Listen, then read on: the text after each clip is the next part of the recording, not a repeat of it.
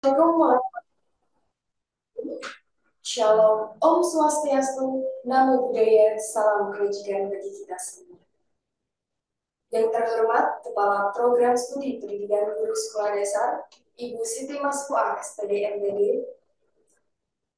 Yang kami hormati, Ibu Irin Kurniastuti, MPSI dari Universitas Sanata Dharma, selaku pemateri pada kuliah umum hari ini. Yang saya hormati, Ibu Yuni Ratnasari, selaku moderator pada pagi hari ini. Segenap para tamu undangan beserta seluruh peserta kuliah umum yang berbahagia. Pada hari yang cerah ini, marilah kita panjatkan puja dan puji syukur pada Tuhan Yang Maha Esa yang telah memberikan limpahan rahmat kesehatan, keselamatan, dan karunia-Nya kepada kita semua, sehingga kita dapat hadir di acara ini dengan selamat sehat walafiat. Amin. Hari ini, Pendidikan Guru Sekolah Dasar Universitas Muria Kudus mempersembahkan acara yang luar biasa inspiratif bagi mahasiswa PGSD, terutama mahasiswa semester 2, 4, dan 6, yakni kuliah umum yang bertemakan menyiapkan calon pendidik tanggap metode Montessori. Selanjutnya, perkenalkan saya Farhada Nur Azura selaku Master of Ceremony akan membacakan susunan acara pada kesempatan kali ini. Yang pertama, pembukaan. Yang kedua, menyanyikan lagu kebangsaan Indonesia Raya dan Mars Warangka. Yang ketiga, sambutan Kepala Program Studi Pendidikan Guru Sekolah Dasar sekaligus membuka acara. Yang keempat, penyajian materi kuliah umum beserta sesi tanya jawab. Dan yang terakhir, penutup. Memasuki acara yang pertama, yaitu pembukaan. Marilah kita buka acara pada bagian ini dengan bacaan basmalah bersama-sama. Bismillahirrahmanirrahim. Acara yang kedua yaitu menyanyikan lagu Indonesia Raya dan Mars Warangka.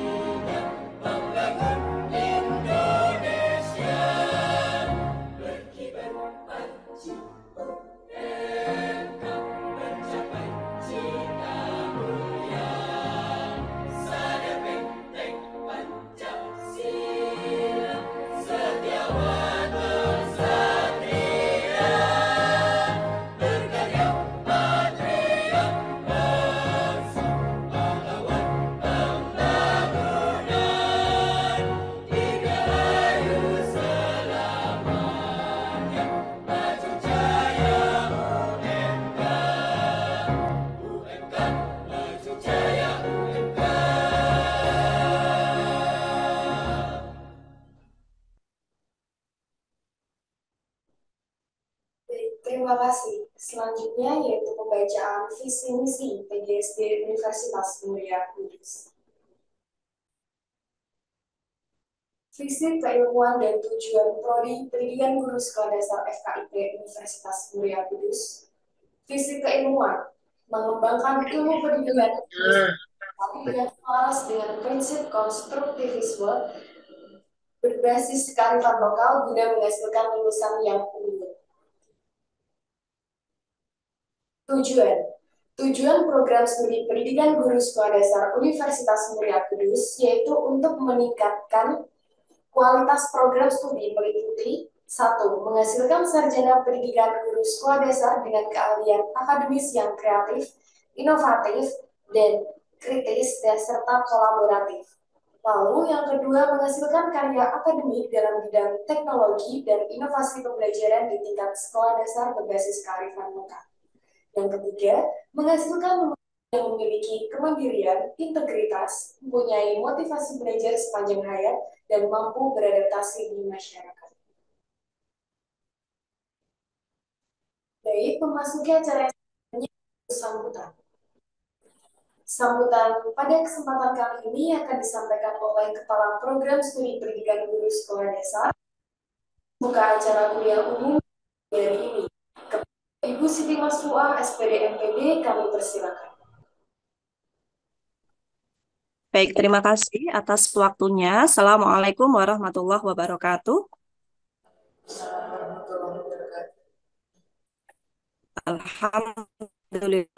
Alhamdulillah, syukurillah. Isyrahli sodri wa yassirli amri wahlul 'uqdatam min lisani yafqahu qawli. Alhamdulillah, puji syukur senantiasa kita panjatkan kehadirat Allah Subhanahu wa taala atas limpahan rahmat hidayah. Kita masih diberikan kesehatan, kita masih diberikan kenikmatan sampai hari ini, sampai pagi ini yang luar biasa. Kita dibersamai oleh beliau yang saya hormati, Ibu Iren Kurniastuti, Magister Psikologi. Selamat pagi, Bu Iren.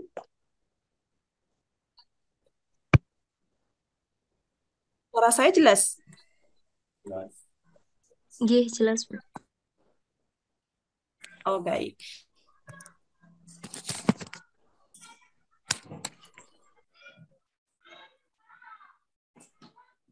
Kuliah umum pada pagi hari ini, dan yang saya sayangi, saya banggakan semua teman-teman mahasiswa Prodi PGSD UMK. Selamat pagi, Bu Iren. Selamat pagi, Ibu. Apa kabar, Ibu? Baik. Alhamdulillah. Apa kabar, Ibu? Alhamdulillah, Ibu. baik juga. Baik, terima kasih Bu Iren yang sudah meluangkan waktunya di tengah kesibukan yang luar biasa untuk membersamai kita semua di sini ya, teman-teman ya. Terima kasih Bu Iren atas waktunya.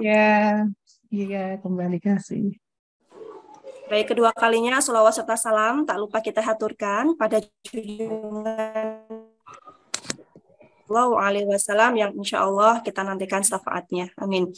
Bapak, Ibu yang saya hormati dan juga teman-teman yang saya banggakan, pelaksanaan kegiatan kuliah tamu ini, kuliah umum ya. Kuliah umum ini merupakan kegiatan rutin yang diselenggarakan Prodi PGSD UMK setiap semesternya, karena kenapa? Sesuai dengan yang dibacakan tadi ya, bahwa kita mempunyai visi gitu ya, visi keilmuan kita mengembangkan ilmu pendidikan guru sekolah dasar yang selaras dengan prinsip konstruktivisme berbasis kearifan lokal guna menghasilkan lulusan yang unggul. Jadi goalnya itu adalah lulusan unggul. Bagaimana kita menjadi seorang yang lulusan unggul itu?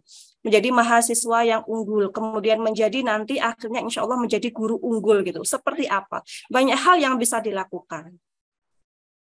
Untuk membekali mahasiswa yang demikian itu, kami mendatangkan ya Bu Iren, pakarnya di sini kaitan dengan Montessori, karena memang nanti teman-teman semuanya di semester menempuh mata kuliah kaitan dengan kegiatan pengembangan pembelajaran, sedangkan mahasiswa semester 7 nanti akan menempuh mata kuliah pengenalan lapangan persekolahan atau PLP. Di sini teman-teman harus tahu bahwa setiap anak itu istimewa gitu. Menjadi guru yang baik itu bukan melulu menjadi guru yang pinter. Kaitan dengan knowledge yang baik atau mungkin kaitan dengan keterampilan yang baik, bukan. Tetapi menjadi satu packaging lengkap menjadi guru yang baik seperti apa? Seperti kaitan dengan kompetensi yang harus dimiliki. Dan teman-teman yang harus diketahui, terkadang kan gini, setiap kali saya masuk begitu ya, dulu waktu SMP, SMA katakanlah, suka pelajaran apa gitu. Atau yang paling terngiang sampai sekarang itu Bu siapa atau Pak siapa gitu. Banyak sekali mahasiswa yang pasti kan banyak cerita ya, ada yang pengalaman yang bagus, yang kurang mengenakan gitu. Jadi itu ternyata masuk di memori sampai saat ini gitu. Sama seperti dengan teman-teman semuanya nanti ketika menjadi seorang guru pastinya akan membekas di memori semuanya. Nah, yang harus kalian ketahui bahwa setiap anak itu istimewa. Istimewa sesuai dengan bakat minatnya masing-masing, sesuai dengan kemampuannya masing-masing. Gimana caranya? Terkadang kita menjadi seorang guru, semua disamaratakan. Yang penting gini, yang penting ngajar, atau mungkin hanya sebagai habitually atau rutinitas gitu. Bukan seperti itu. Guru itu lebih ke arah rasa. Terus, gimana caranya mengembangkan satu pembelajaran yang bisa betul-betul bermakna untuk siswanya? Di antaranya, pagi hari ini kita akan dibersamai oleh Bu Iren kaitan dengan metode Montessori. Dan itu selaras atau sesuai dengan amanat kurikulum Merdeka ya, bahwa seorang guru itu melaksanakan pembelajaran berdiferensiasi. Kita menjadi guru, kita mengajar, bukan semuanya digebyah-uyah sama gitu kan. Bukan. Karena tadi anak-anak mempunyai karakteristik tertentu, mempunyai minat bakat tertentu, mempunyai gaya belajar yang berbeda. Nah, di sini harus teman-teman pahami sebelum nanti akhirnya terjun ke sekolah. Nah, pada pagi yang berbahagia ini luar biasa, kemarin ya Bu Yuni sudah kontak dan alhamdulillah Bu Iren bisa membersamai kita pagi hari ini. Mohon manfaatkan momen ini dengan baik. Saya yakin waktu 1,5 sampai 2 jam tidak cukup ya kalau untuk belajar tentang Montessori, karena memang banyak hal yang harus digali, dipelajari, dan dikembangkan, serta kaitan dengan metode ini, gimana toh caranya pembelajaran efektif itu waktunya yang seberapa, kemudian medianya bagaimana, lingkungannya bagaimana, begitu. Nah, jadi teman-teman, saya ucapkan selamat belajar, kemudian mohon manfaatkan waktu dengan baik. Apabila ada satu hal yang belum dipahami, bisa ditanyakan lebih jelas kepada Bu Iren, begitu ya. Terima kasih Bu Iren sekali lagi atas kerawuhan join bersama kami di Zoom ini, dan mohon titip salam kepada Bu Kintan dan teman-teman dari Universitas Sanata Dharma. Terima kasih, semoga insya Allah di lain kesempatan kita bisa bertemu secara tatap muka langsung ya Bu ya. Baik, terima kasih. Dengan mengucap Bismillahirrahmanirrahim, pelaksanaan kegiatan kuliah umum pada pagi hari ini kita mulai.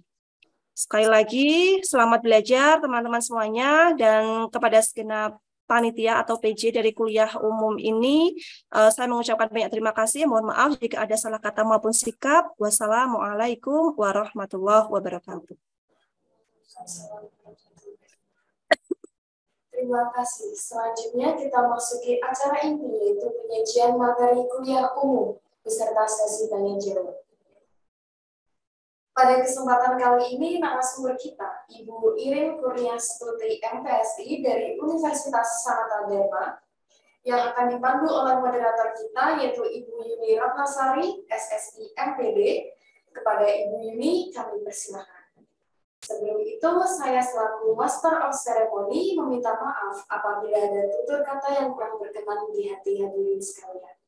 Saya Farhana Nur Azura, pamit undur diri. Wassalamualaikum warahmatullahi wabarakatuh. Waalaikumsalam warahmatullahi wabarakatuh. Terima kasih Mbak Farhana.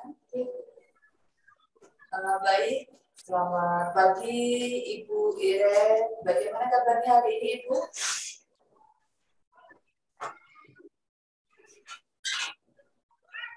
Selamat pagi, Ibu Yuni. Apakah suara saya terdengar dengan jelas? Sangat terdengar dengan jelas Ibu Iren.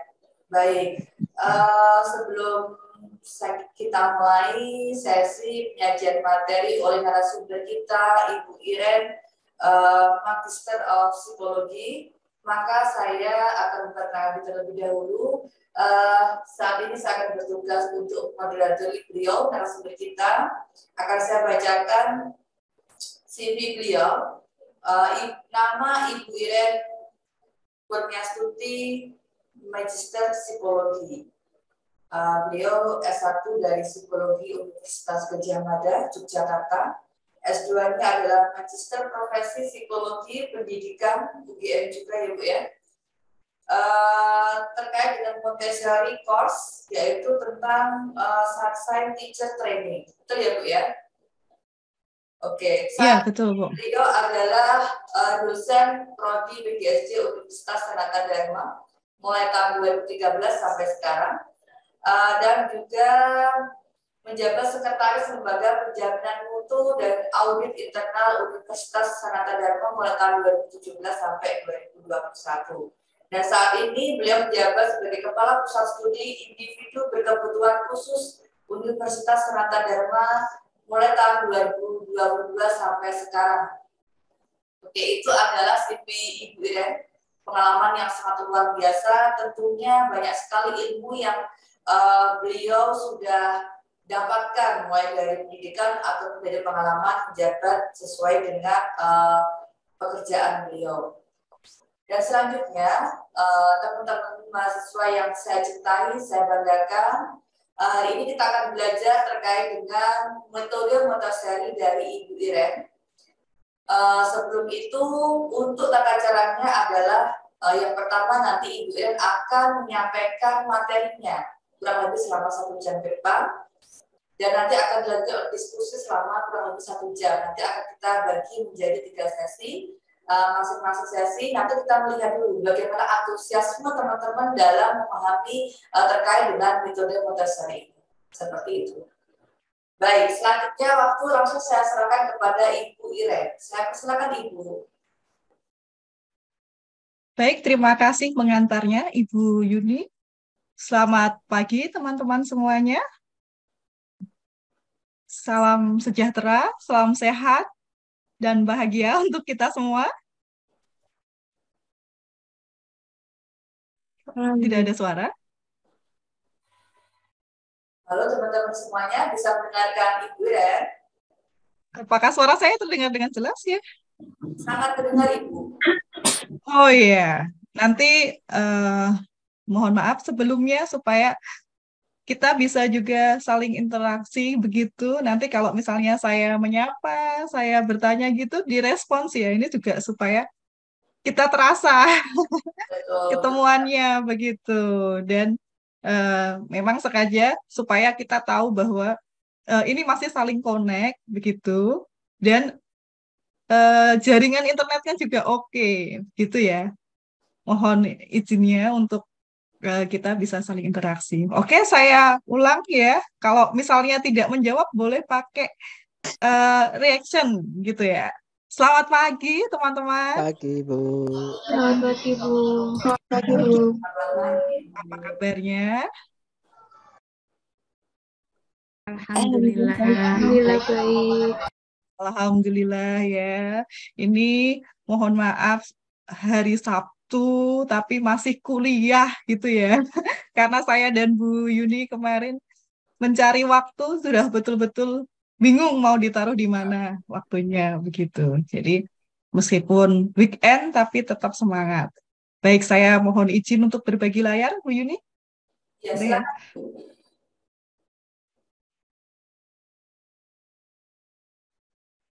Oh ya, ini saya langsung saja juga mohon izin juga Ibu Kaprodi untuk menyampaikan materinya. Baik, hari ini saya akan menemani teman-teman sesuai dengan yang disampaikan Bu Yuni mengenai topik menyiapkan pendidik tanggap metode Montessori. Nah, saya di sini hanya akan berbagi ya. Sebenarnya saya itu bukan pakar begitu, tapi kalau untuk menyiapkan diri gitu bolehlah saya menemani teman-teman semuanya karena sebenarnya setiap orang itu secara tidak langsung mungkin sudah pernah mengalami ya, mengalami yang mungkin saja tidak tahu bahwa oh ini ternyata Montessori ya, kayak gitu. Secara tidak disadari. Karena apa? Karena ya bisa saja belum mengenal lebih dekat apa yang dilakukan oleh orang tua kita waktu kita kecil itu ternyata oh itu Montessori gitu ya. Misalnya seperti itu. Maka saya akan ajak dulu teman-teman untuk mengenal metode Montessori ini lebih dekat. Ya, ini tadi sudah disampaikan oleh Bu Yuni, saya skip saja. Nah, saya sebagai ketika mau membuka ini, sebagai awalannya, saya mau mengajak teman-teman untuk mencoba mengenali dua tokoh ini. Apakah teman-teman familiar dengan Sergey Brin dan Larry Page? Boleh dijawab, ada yang mau open mic? Lalu teman-teman bisa menjawab pertanyaan Ibu ya. Silakan buka Ya. unmute, kemudian dijawab pertanyaan Ibu ya. Sergey Brin dan Larry Page. Teman-teman familiar dengan dua wajah itu? Izin menjawab, Bu. Ya, Itu silakan. pendiri Google ya? Ya, apa yang diketahui dengan pendiri Google ini, Kak? Selain pendiri Google, apa yang Kakak ketahui loh, Kakak jadinya? Sergey Brin sama Larry Page ini. Kalau menggunakan Google semuanya sudah familiar ya? Pastinya ya, anak saya aja TK sudah tahu Google gitu ya. Mbah Google gitu sih, sering manggilnya. Nah, ini Larry Page dan Sergey Brin ini apa hubungannya dengan Montessori gitu? Adakah yang sudah tahu?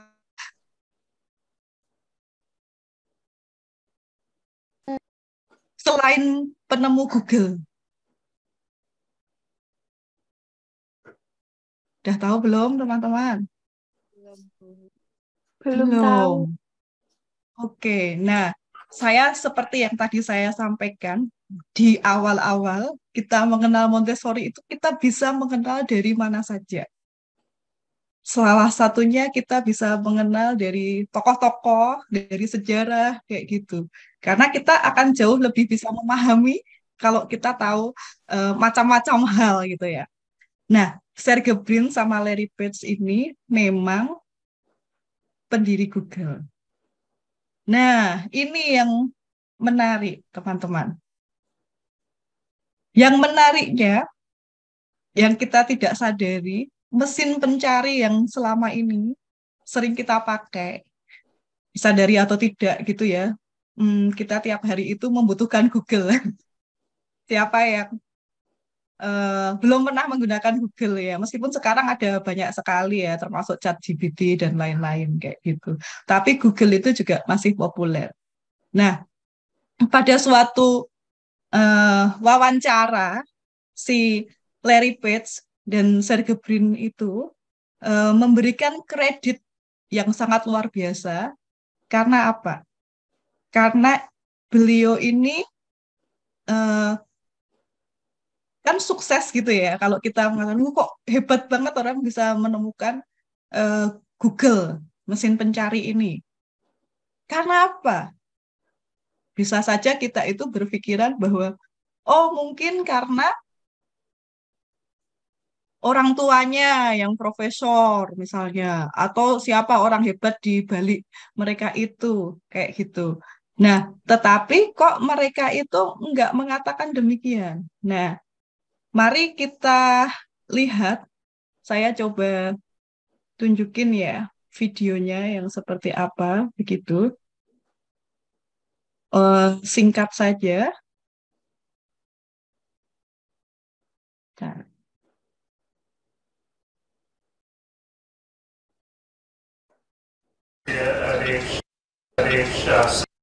suaranya muncul, Bu Muncul, Bu. Yuni? Muncul lah. Muncul. Nah, nanti ini ada kata-katanya teman-teman. Kita simak ya.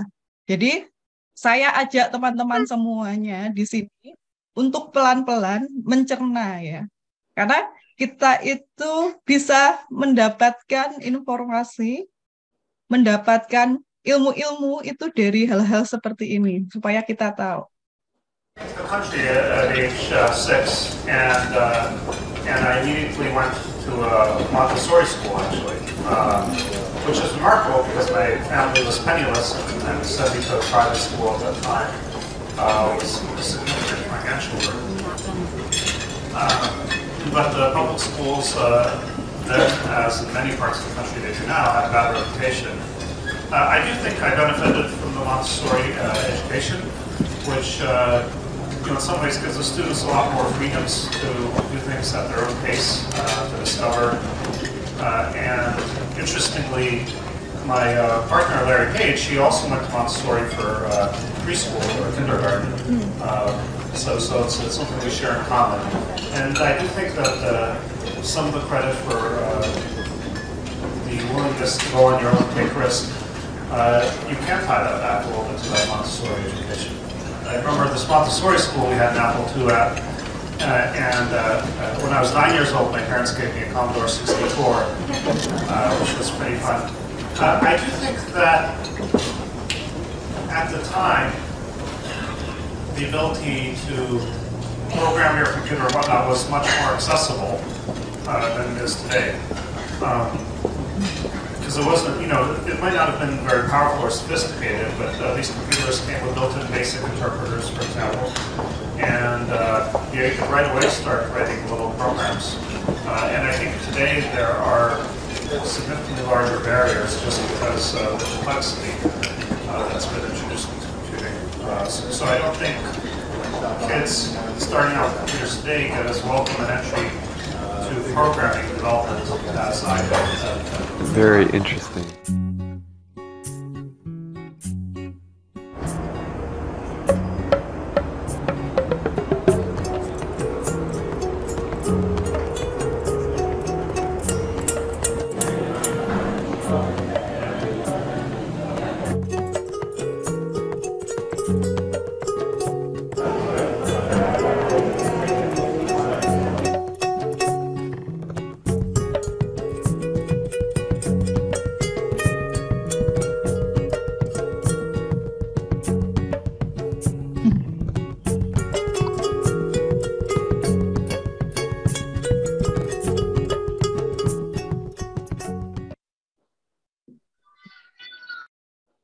Ya, itu tadi bonus gambaran tentang di Google-nya. Nah, itu ya, teman-teman tadi bisa menemukan poin-poinnya waktu di awal. Saya kembalikan ke screen, ke slide saya, maksud saya. Nah, di sini nampak bahwa apa ya yang menarik gitu kan. Orang kan mungkin tertarik, apa sih mau masuk sekolah Montessori, ngapain, apa yang didapatkan. Nah, di sini itu si Larry Page dan Sergey Brin itu ada beberapa hal yang mereka ingat ketika mereka masuk di sekolah Montessori. Di sini ya. It was they're going to a Montessori school where they learn to be self-directed and self-starters. Nah, ini teman-teman bisa mencari clue-clue di sini, kayak gitu ya. Apa yang diberikan dari sekolah Montessori itu? Maka kalau, aduh,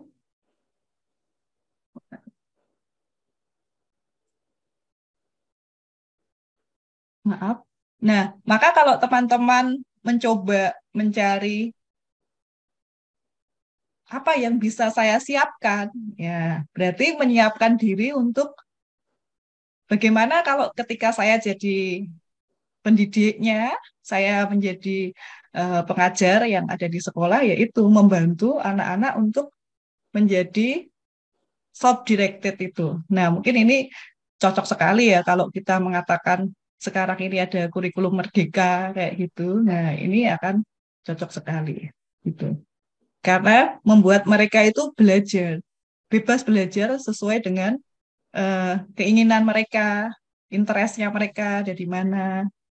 Jadi menyesuaikan juga dengan kecepatannya mereka, misalnya seperti itu. Itu ya, teman-teman ya.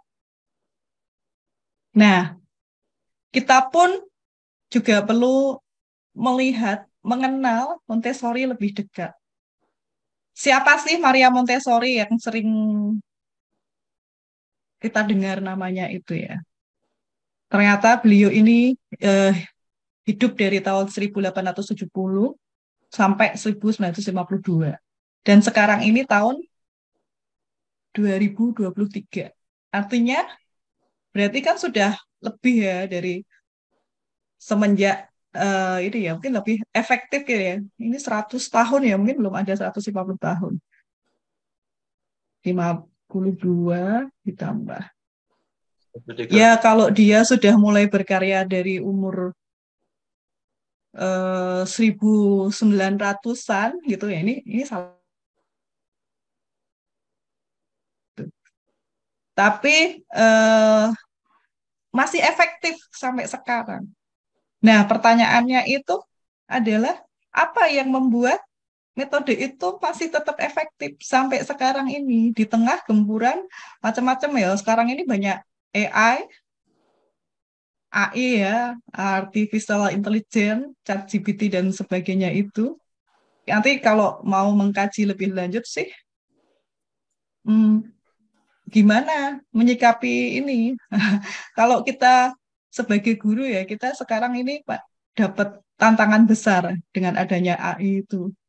Kalau anak-anak sudah tidak berminat untuk belajar menulis misalnya, ngapain harus belajar menulis kalau kita bisa ngomong, tapi nanti sama komputernya muncul teksnya sendiri.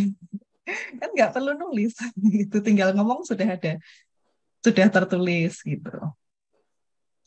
Nah, kalau dilihat di internet itu lebih dari 22.000 sekolah Montessori sekarang ini, teman-teman, di lebih dari 110 negara, termasuk di Indonesia. Kalau di Kudus sendiri sudah ada sekolah Montessori belum, Bu Yuni? Pemahaman saya sepertinya kok belum ada ya, Bu ya. Gimana, Bu? Sepemahaman saya, karena kebetulan saya bukan orang asli Kudus juga, Bu, jadi sepengetahuan saya sepertinya belum ada yang khusus seperti di Jogja itu kan ada khusus Montessori gitu ya, Bu ya. Di situ Yeah. ada gitu. Oh ya, oke. Semuanya ya, sepertinya karena memang bukan orang asli Kudus, jadi tidak paham Kudus juga ini, Bu, saya ini. Ngomong-ngomong Bu Yuni, ini kalau suara saya jelas ke Bu Yuni, kok suaranya Bu Yuni ke saya nggak jelas ya? Oh gitu, suara saya kurang jelas, Bu? Oh, iya, sekarang jelas. Tadi ada atau belum, Bu? Belum, kalau sepengetahuan saya, di Kudus memang belum ada sekolah khusus Montessori. Oke. Baik. Nah, ya mungkin teman-teman suatu saat bisa melihat-lihat ya, supaya tahu gambarannya gitu. Sekolah Montessori itu yang seperti apa. Nah, nanti kalau misalnya ada teman-teman yang belum pernah datang ke sekolah Montessori, saya akan tunjukkan videonya. Nah, sebelum kita melihat lebih lanjut sekolah Montessori seperti apa, saya akan ajak teman-teman untuk mengenal Maria Montessori. Seperti yang saya katakan di depan tadi, kalau kita tahu sejarahnya seseorang itu kita akan jauh lebih memahami orang itu tuh seperti apa, gitu kan. Nah, Maria Montessori ini, mungkin teman-teman bertanya-tanya, dia itu sebenarnya siapa? Dia itu seorang pendidik, seorang ilmuwan, dokter ya. Eh, Bisa saja ini kalau membaca beberapa buku sejarah itu bukan yang pertama banget, tapi memang di awal-awal itu di Italia sana itu dokter wanita itu nggak boleh. Jadi dia ini termasuk dokter wanita pertama di Italia, di mana waktu itu hanya cowok-cowok saja yang jadi dokter. Montessori itu sosok yang kayak gimana? Oh, dia itu dokter, dia pendidik, dia ilmuwan. Nah, riwayat pendidikannya, kalau saya tanya ini teman-teman semua kan PGSD ya, jurusan PGSD. Lah Montessori ini riwayat pendidikannya apa coba? Nih kita lihat nih. Dia itu sekolah kejuruan teknik. Dia sekolah akademi teknik ilmu fisika dan matematika. Dia kuliah di Fakultas Ilmu Pengetahuan Alam. Dia juga kuliah di Fakultas Kedokteran. Yang baru kemudian dia menguasai pedagogi, itu termasuk psikologi, antropologi, kayak gitu. Maka kalau teman-teman eh, tadi kok Montessori akhirnya digunakan di berbagai belahan dunia, kayak gitu ya. Diakui metodenya. Nah, Montessori ini hebat banget ya orangnya. Itu juga termasuk kalau teman-teman mulai mungkin ngeluh gitu ya. Ini kok saya kuliah di PGSD, mata kuliahnya banyak banget. Kok ada matematikanya, kok ada IPA-nya, lah HNGBI gitu kan. Nah, Montessori ini dia bahkan kayak gini loh. nggak nggak cuman sekolah di satu prodi begitu ya, tapi dia ini ganti-ganti, beda-beda fakultas. Maksudnya nggak yang nggak lulus itu lulus di sini, terus kuliah di sini. Jadi sekolahnya banyak banget. Karena memang jadi guru itu bukan sekedar menjadi guru. Jadi apalagi guru SD. Guru SD harus tahu banyak sekali hal. Termasuk perlu memahami konsep dasarnya ya.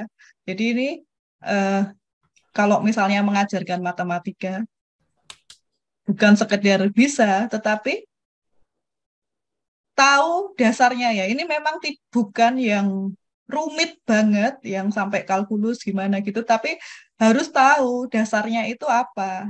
Karena bergerak dalam pendidikan dasar. Kalau dasarnya keliru, nanti kan misleading. Misleading itu kan apa namanya? Menyesatkan. Jadi kalau anaknya sesat dari SD, nah itu nanti gurunya yang tanggung jawab gitu ya. Nah, itulah mengapa kok kita itu perlu mengetahui sosok sejarah seseorang gitu ya. Tidak sekedar oh Montessori itu gimana. Oh, rupanya dia membuat seperti itu karena background pendidikannya yang seperti itu. Nah, kemudian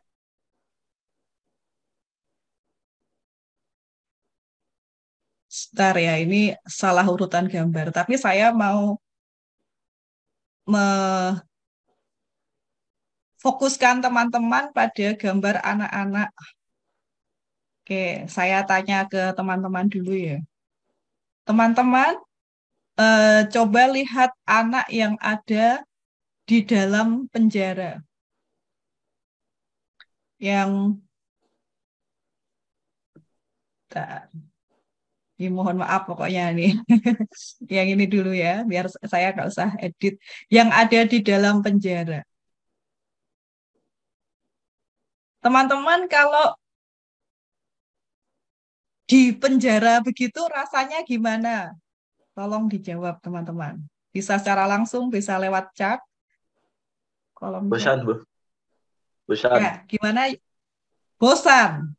Bosan ya Ya, Yusuf ya. Selain bosan, tertekan ini. Tertekan. Ya. Terus sedih. Sedih, tertekan. Terus teman-teman kira-kira bisa bergerak enggak? Tidak leluasa. Nah, kalau saya beri pertanyaan lagi. Ini kan teman-teman kemarin itu pas pandemi lagi SMA ya? Iya, Bu. Yusuf Iya, SMA. Bu. Nah, iya Bu. waktu SMA pernah. waktu pandemi itu teman-teman di rumah.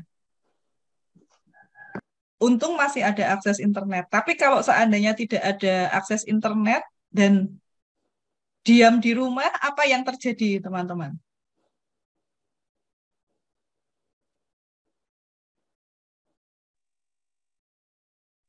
Yang terjadi apa kalau kalian diam di rumah terus? Kenapa kok ini jenuh?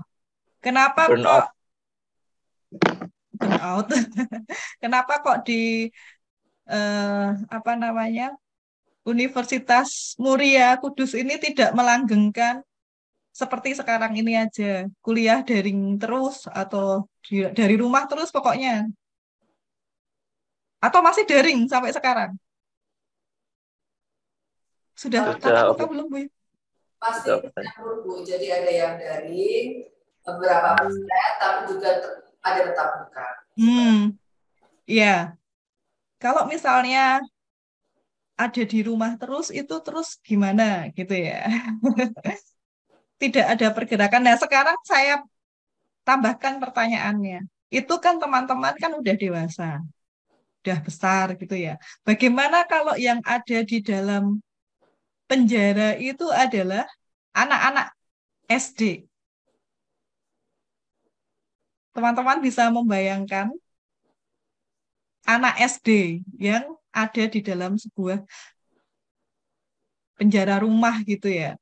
Nah, kisahnya Montessori ini pada awal mulanya itu diawali dengan anak-anak tunagrahita yang zaman dahulu itu dipasung, ya, bukan dipasung ya, dimasukkan kayak penjara anak-anak begitu, dianggap tidak punya masa depan, jadi kayak ya dimasukkan ke suatu tempat yang kayak tidak ada masa depannya gitu ya. Mereka seperti tidak diajar dengan proper gitu, tidak diberi kesempatan untuk bergerak, melakukan pergerakan, belajar. Ya karena apa? Karena dianggap tidak punya masa depan. Akan tetapi, karena ini awalnya ya, Maria Montessori kan dokter gitu, dokter yang menangani anak-anak.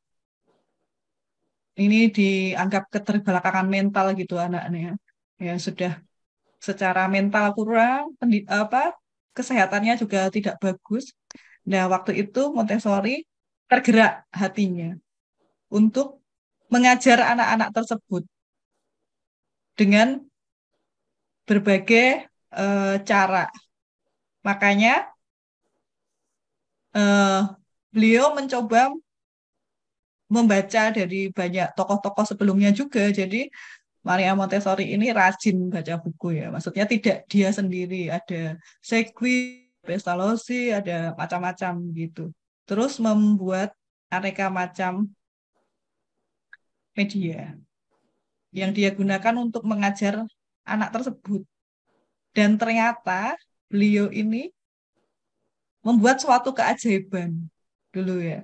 Keajaiban di Casa dei Bambini di Italia sana. Anak-anak yang tadinya dianggap tidak punya masa depan itu lalu mengikuti ujian nasional yang ada di sana. Dan hasilnya mencengangkan. Karena hasilnya malah menyaingi yang anak-anak yang dikatakan normal, ya reguler gitu ya, hasil ujian nasional. Ini kan luar biasa sekali. Waktu itu ya tentu menggegerkan gitu loh. Kok bisa kayak gitu ya? Apa yang menyebabkan demikian kayak gitu? Nah, salah satunya ya itu tadi kalau anak itu tidak melakukan yang namanya pergerakan, tidak dibebaskan, distimulasi, nah dia ya tidak akan berkembang dengan optimal. Jadi memang memerlukan berbagai kegiatan yang konstruktif untuk membantu si anak tersebut belajar dengan lebih baik. Nah, saya kira dengan cerita-cerita seperti ini nanti bisa membuat teman-teman itu bisa cari-cari sendiri gitu. Jadi tergugah.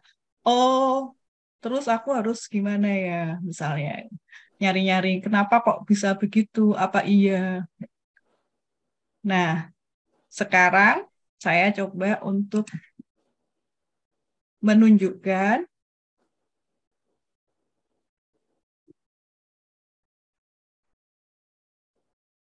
satu video. Nah, di dalam video ini nanti saya akan memberikan tugas kepada teman-teman. Nanti sambil melihat itu, teman-teman bisa memperhatikan apa saja yang ada dalam kelas Montessori, apa yang dikembangkan di kelas tersebut, terus kira-kira maksud dari berbagai latihan, nah ada banyak ya, tetapi salah satu yang saya tanyakan, kalau latihan kehidupan sehari-hari dalam klip itu, video itu maksudnya apa? Nanti teman-teman bisa, saya bantu, saya kirim di chat aja ya, supaya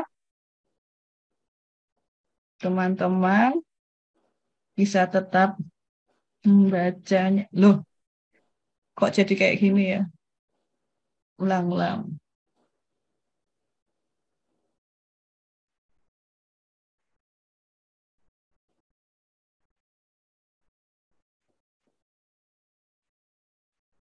Oh, sudah ada. Oke ya, teman-teman ya. Saya akan putar videonya.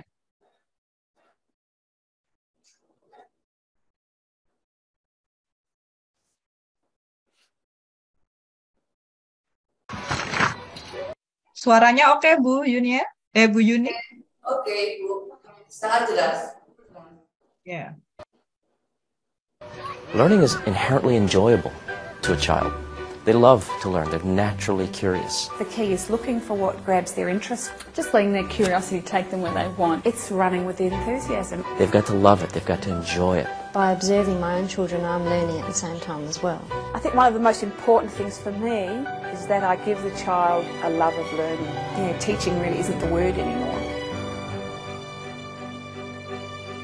It's been estimated by many different research studies that a young adult entering the workforce today can be expected to have 5 to 7 career changes in their lifetime. Now, this is not just job changes. These are career changes. 70% of those jobs haven't even been created yet. There'll be entirely new jobs, entirely new functions that don't even exist today. And so the art is to continually learn. What it requires is a relationship to learning. They've got to love it. They've got to enjoy it. They've got to really value it.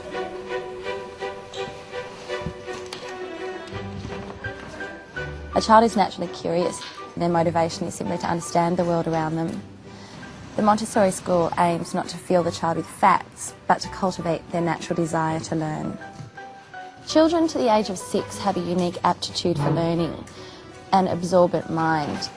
They'll learn to walk and talk with no formal instruction, and this happens naturally when the child uses his senses to begin investigating their environment. The ease of learning occurs during sensitive periods when a child is naturally fascinated with an aspect of their environment. It's easier for a child to learn during these times than at any other times in their life. They're very sensitive to language between from the age of 2 to 5, and they really want to read. So, and we encourage that, in the Montessori environment, the way it is set up, encourages children to do their own learning and also picks up on this sensitivity.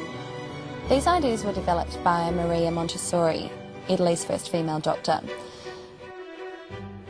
Now, her experiments in education led her to develop a philosophy that aims to enable each child to reach their full potential. As a result, the Montessori approach is based on following the child. She believed that the hand was the child's chief teacher and reasoned that providing classroom materials that could enhance the child's natural understanding would enrich their learning experience by responding to their senses. These materials give concrete form to abstract concepts like fractions and verbs, which become not just ideas but objects they can hold in their hands. The Montessori classroom allows access to these materials whenever the child is ready and interested. It is their classroom. It's not my classroom, it is their classrooms. In the Montessori class, the children don't follow the teacher. The teacher is known as a directress and her work is based on an observation of the child rather than a prepared curriculum. She's trained to recognise periods of sensitivity and will guide children towards activities that they're ready to engage in. The Montessori materials are self-correcting and allow the child to discover their own errors by continued experimentation with the objects. The emphasis is on active learning, where the process is more important than the outcome. The environment is non-competitive and allows the child to interact socially with children of different ages. The older children teach younger ones and inspire them to try new activities. The children take responsibility for themselves and are encouraged to care for their classroom environment and keep it clean and organised. They sweep, wipe tables and wash dishes and always place items back in the correct place when they're finished using them. The Montessori classroom gives the child the opportunity to develop skills and interests and social relations he may not have in the home environment. The classroom activities are arranged into 4 categories, each with its own designated space in the room.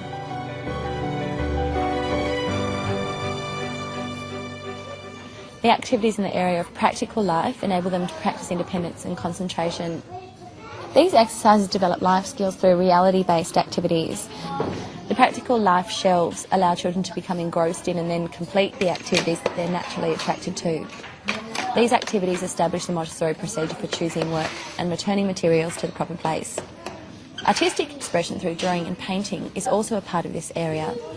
Activities like sewing cards and the polishing of objects develop fine motor skills.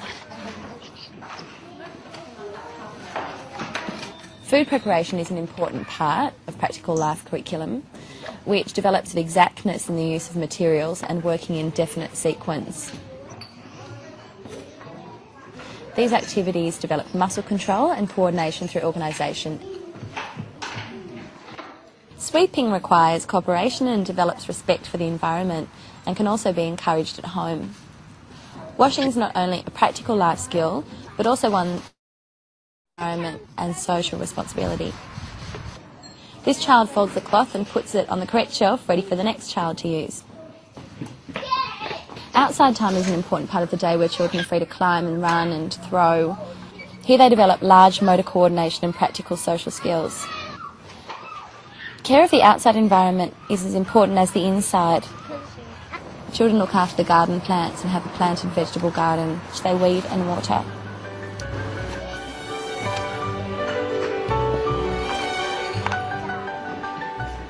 Sensorial activities help children classify and order the many impressions they receive about the world around them. These activities provide a key to understanding the world and provide a basis for abstract thought. The children bring the skills developed in the practical life activities to their experiments with sensorial materials. The constructive triangles are a sensorial activity which gives children practical experience of geometry and an unconscious accumulation of geometric facts through repetition and experience. Colours are presented to the children in 3 ways: matching and naming and then grading with the same shade.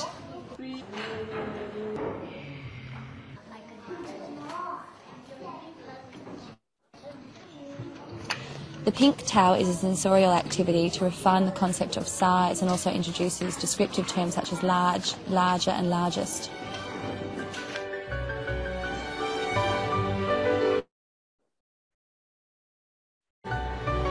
These children are engaged in a language activity, reading then placing the classroom nouns in the appropriate places in the room. Here a child has chosen to complete a verb box. This is a language activity encouraging children to learn about the parts of speech by being actively involved in the action. The large movable alphabet is an important step in the writing process. This gives them their first experience of writing stories going from left to right and down on the page. Later, language activities teach them spelling and grammar rules. After working repeatedly with sandpaper letters and the movable alphabet, the children are able to write with pencil and paper.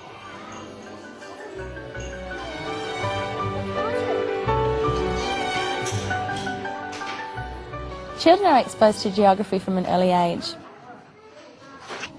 Here, 2 children are painting the continents on a map of the world.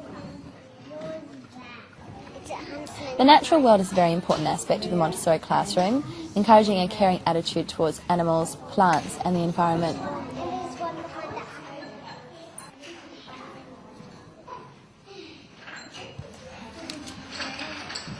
Tasks are programmed so that each new step is built on what the child has already mastered.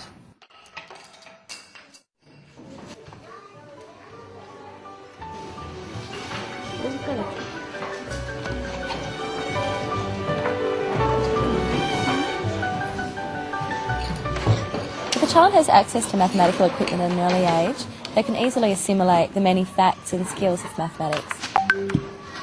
The child's skill in this area is developed by concrete representation of fractions. The golden bead materials are a concrete representation of the decimal system.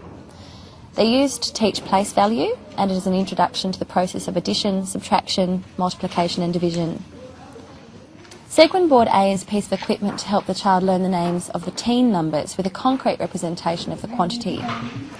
Here a child places numerical values on the 1,000 chain. It gives the child a visual perspective and a linear representation of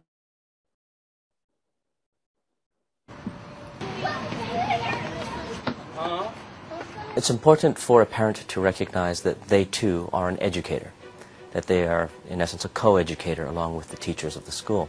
And one of the major ways a child learns is by role modeling. They take a look at their parents, they take a look at teachers, they take a look at their peers, and they start to copy, they start to imitate and role model. And the most influential role model is the parent. Do the parents value learning? Do they appreciate it? Do they enjoy it themselves? When a mistake is made, do they relate to it as a failure, or do they relate to it as something that we can learn from? So a parent has to become very active about that. They have to recognize and appreciate just how much influence that they have. Many parents make the mistake of being too passive in their child's education. They just send their child to school, and by default they think the school will take care of the child's education, whereas they don't recognize that they are primarily responsible for their child's education, and then they become very active in it. Your child learns at school, they learn informally in the home, they learn with their friends, they learn what happens when you go out into the world, doing shopping. See all of that as your child's education. And it requires the parent to relate to the child beyond their own past conditioning. They have to continually think, how do I want my child to relate to learning? How do I want them to relate to school and to homework and to making mistakes and learning from them? What's the ideal way? And start to role model that for the child. To help the child, you don't have to be the subject knowledge expert. You just have to love learning and love finding out. As a parent, you too are continually learning. You don't have to know everything. It's okay to not know. You want your child to learn that it's okay to not know. You want your child to also learn, based on the way you role model, that when you don't know, well, let's learn. Let's go find out. That's the exciting part. Organize your time. Invest your time to be with your child and to help them learn. Organize yourself, your life, to make time to be with your child. If you really intend to have the best for your child in education, in helping them learn and grow, you have to become actively involved. You have to be aware, and you have to make the time. So now it's not me passing information on to them directly, but helping facilitate ways for them to find that information out themselves.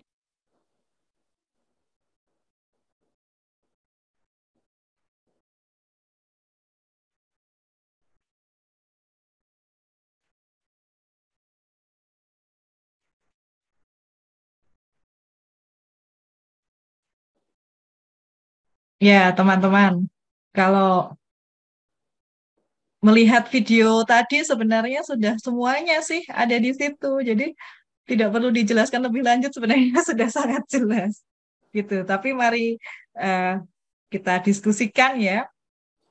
Coba tadi teman-teman memperhatikan apa saja yang ada dalam kelas Montessori dan apa yang dikembangkan di kelas tersebut. Nah, silahkan siapa yang akan menjawabnya? Boleh open mic ataupun tulis di chat, kolom chat. Silahkan teman-teman.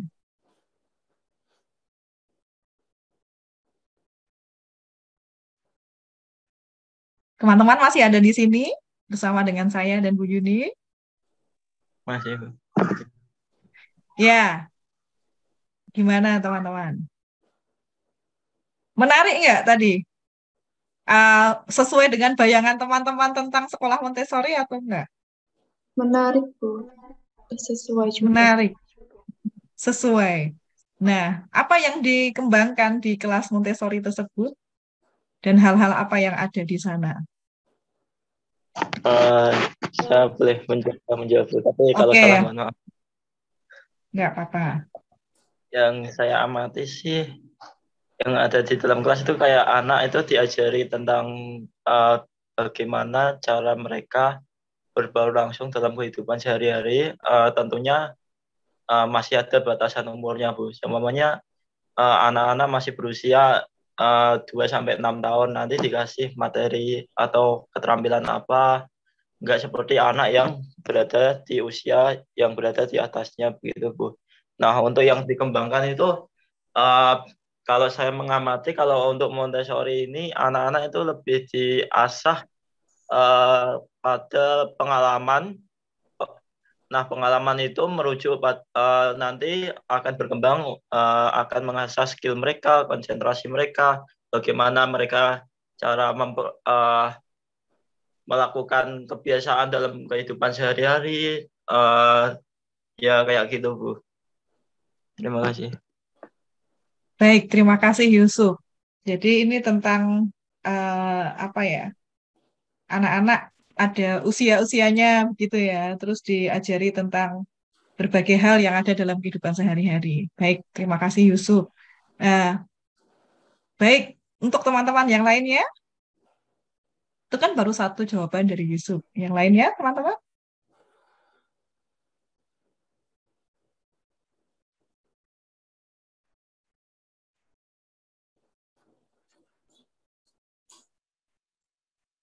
Husnul Khotimah mau menyampaikan? Siapa ya? Ayo, selain Yusuf. Teman-teman silakan Boleh. merespon Ya. dari Ibu Iren. Selain Mas Yusuf, silakan menjawab pertanyaan. Itu jawabnya harus berurutan apa boleh yang terakhir, Bu? Boleh yang terakhir. Izin menjawab untuk yang Iya. manfaat latihan di kehidupan sehari-hari itu mengajarkan siswa cara Iya. untuk menyelesaikan masalah sendiri tanpa harus bergantungan dengan orang lain, tanpa harus bergantungan dengan orang tua mereka. Karena pada latihan tersebut kan siswa diajarkan bagaimana cara memecahkan masalah menurut mereka sendiri begitu, Bu, dengan pendampingan guru yang baik. Mungkin seperti Baik. itu, Bu. Dengan kata lain diajarin mandiri ya, Zulfa ya? Iya, iya betul. Oke, terima kasih. Nah ini teman-teman belum ada yang menjawab apa saja yang ada di kelas tersebut. Tadi kan itu kan banyak sekali ya, panjang kan videonya. Kan tidak perlu saya sebutkan, tapi kan ada banyak sekali yang ada di kelas. Tadi itu bukan di rumah ya, karena memang sekolah Montessori itu konsepnya kayak rumah. Jadi seakan-akan kayak di rumah padahal itu di sekolah. Nah, ada apa saja di situ? Ada yang mau jawab nih?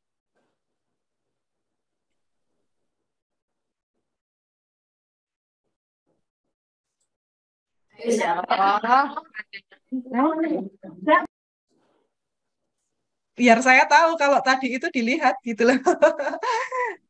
Ternyata saya sudah dengan semangat menunjukkan karena kan agak susah nyari contoh sekolahnya gitu ya.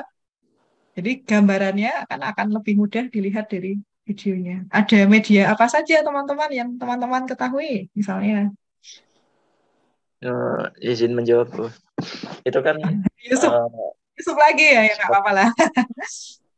Ya. Kolam Montessori itu kan kalau nggak salah mirip seperti rumah ya, Bu. Ya, itu kan berarti pengondisian kelas itu sebisa mungkin dikondisikan seperti rumah siswa tersebut. Nah, contohnya di situ kan tadi ada kegiatan siswa menyiram dan di situ kan ada tamannya begitu, Bu. Dan itu kan berarti siswa tersebut diajari untuk mandiri, setidaknya mandiri atau setidaknya mengetahui lah cara bagaimana menyiram, terus bagaimana melakukan kegiatan sehari-hari begitu, Bu. Dan di situ kan juga ada permainan kayak apa? Blok-blok itu, Bu. Nah, itu kan kalau saya pikir kan juga bisa mengasah kemampuan siswa seperti konsentrasi dan kemampuan siswa lainnya. Terima kasih, Bu. Baik, terima kasih Yusuf. Nah, memang ini Yusuf jeli sekali sampai melihat ada anak yang menyiram tanaman kayak gitu kan ya. Itu juga sebenarnya tidak kebetulan, tapi itu juga sudah by design gitu ya. Kenapa Pak anak harus ada seperti itu? Nah, ini di chat juga ada yang menjawab anak-anak belajar menggunakan media seperti benda-benda di sekitar maupun memanfaatkan lingkungan dalam kegiatan. Diberi kebebasan berkreasi, mengembangkan kreativitasnya masing-masing. Nah, sebenarnya saya tidak perlu menjelaskan panjang lebar, tapi dalam video tadi itu benar-benar representasi dari aneka macam konsep itu. Kalau teman-teman nanti mau lihat, boleh dilihat lagi, diulang-ulang lagi, dilihat lagi, sambil direnungkan. Karena biasanya sekali melihat itu nanti akan dapat makna apa, nanti 2 kali melihat, dapat lagi, 3 kali lihat, oh kok iya ya. Nanti fokusnya kan beda-beda tuh. Orang kalau ngomong itu, saya kok gagal fokus gitu. Ada yang salah fokus sama ini, apa namanya, media-medianya misalnya. Oh salah fokus pada kok anaknya menggunakan pisau beneran itu, misalnya kayak gitu dan sebagainya. Nanti bisa teman-teman ulang-ulang sendiri karena materinya udah saya kirim ke Bu Yuni. Itu ya teman-teman ya. Nah, ini adalah plans of development. Kalau teman-teman belajar tentang Montessori biasanya yang dipelajari itu dari kelahiran usia 3, 6, 9, 12, 15, 18 ini ada hal-hal yang ditekankan. Kalau di usia SD itu imagination, socialization, dan moral justice. Itu. Kalau di usia 0 sampai 6 tahun, ini lebih ke independent, coordination, concentration, dan order. Kalau kita belajar Montessori itu sebenarnya belajar keseluruhan tentang perkembangan manusia. Itu, teman-teman. Jadi kalau teman-teman ngerasa mau belajar Montessori ya, belajar psikologi perkembangannya harus kuat kayak gitu. Dan kalau mau lebih kuat lagi, memang untuk SD gitu kan. Tapi kalau mau kuat ya belajarnya harus dari yang saya kotakin merah ini. Kita tidak langsung lompat ke SD, tapi belajar dari yang 0 sampai 6 tahun. Gitu. Nanti kalau ini persiapan jadi calon ayah, calon ibu, gitu, calon abi, calon umi, gitu ya. Ya cocok sekali pasti ya. Semuanya akan membutuhkan ya. Nah ini saya coba tunjukkan aneka macam lingkungan yang perlu dipersiapkan untuk anak. Sini saya tuliskan yang 3 sampai 6 tahun. Teman-teman sih sebenarnya bisa cari-cari ya. Karena seperti yang saya sampaikan tadi, Montessori itu udah mendunia. Gampang nyarinya di internet, udah banyak.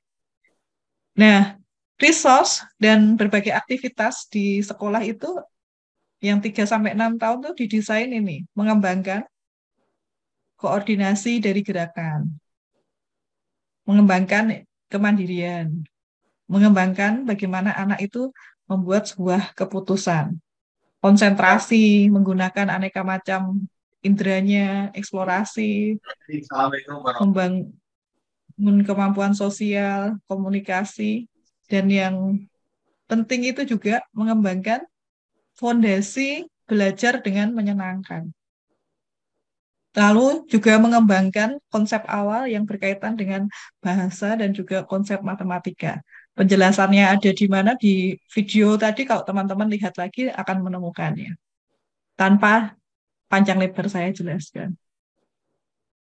Nah, kalau nanti di atas 6 tahun, ya mereka kalau sudah oke nih, ya mereka akan mengklasifikasikan dunia dengan sistem pengetahuan dari berbagai ilmu pendidikan itu ya.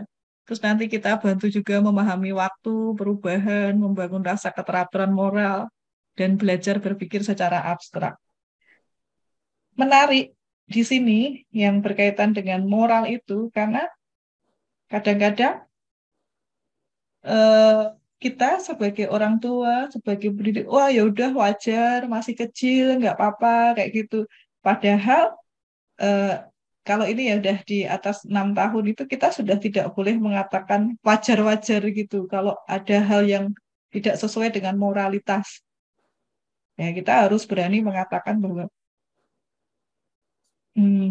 ini sesuai dengan moral, ini bukan. Jadi ada masa peka gitu. SD itu semestinya masa peka untuk mengajari hati nurani atau moralitas.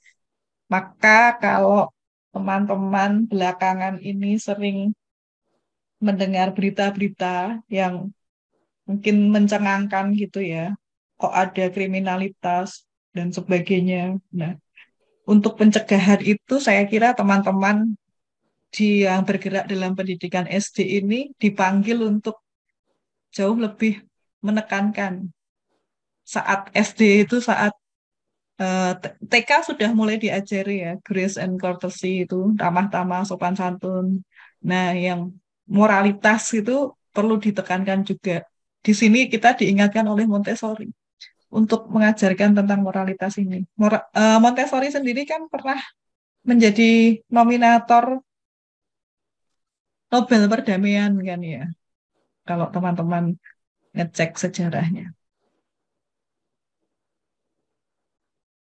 Tadi yang saya tunjukkan, yang ini, nah ini itu dasarnya itu adalah periode sensitif, teman-teman.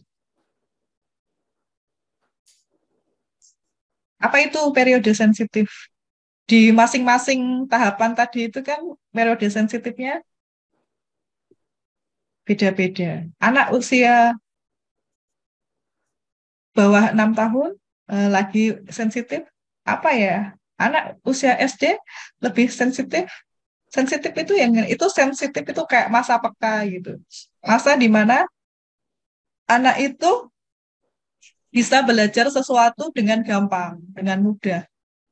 Asal kita memberikan lingkungan yang sesuai dengan masa pekanya itu.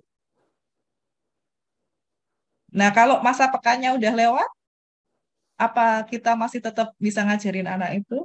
Ya, tetap bisa. Cuman kita harus butuh usaha yang lebih dibanding kalau pas masa pekanya. Seperti kalau teman-teman belajar bahasa begitu ya. Kalau saya gini kan ngomong bahasa Indonesia ini kan bahasa keempat saya. Bahasa pertama saya ya ngoko, kedua Romo, ketiga ngoko alus. Yang bahasa Jawa itu kan 3 ya. Baru bahasa Indonesia itu kan bahasa keempat. Nah, cuman bahasa Inggris jadi bahasa kelima gitu. Bahasa Inggris itu sudah saya belajarnya lewat masa peka. Jadi rasa susah iya, butuh effort yang lebih iya. Tapi ketika belajar dulu waktu TK itu kan sudah diajarin bahasa Indonesia itu kayak nggak kerasa gitu ya, bisa-bisa aja ya. Nggak. Nah, makanya itu kalau teman-teman mau ngajarin anak dengan masa peka itu gitu. Kalau pas masanya peka ya gampang.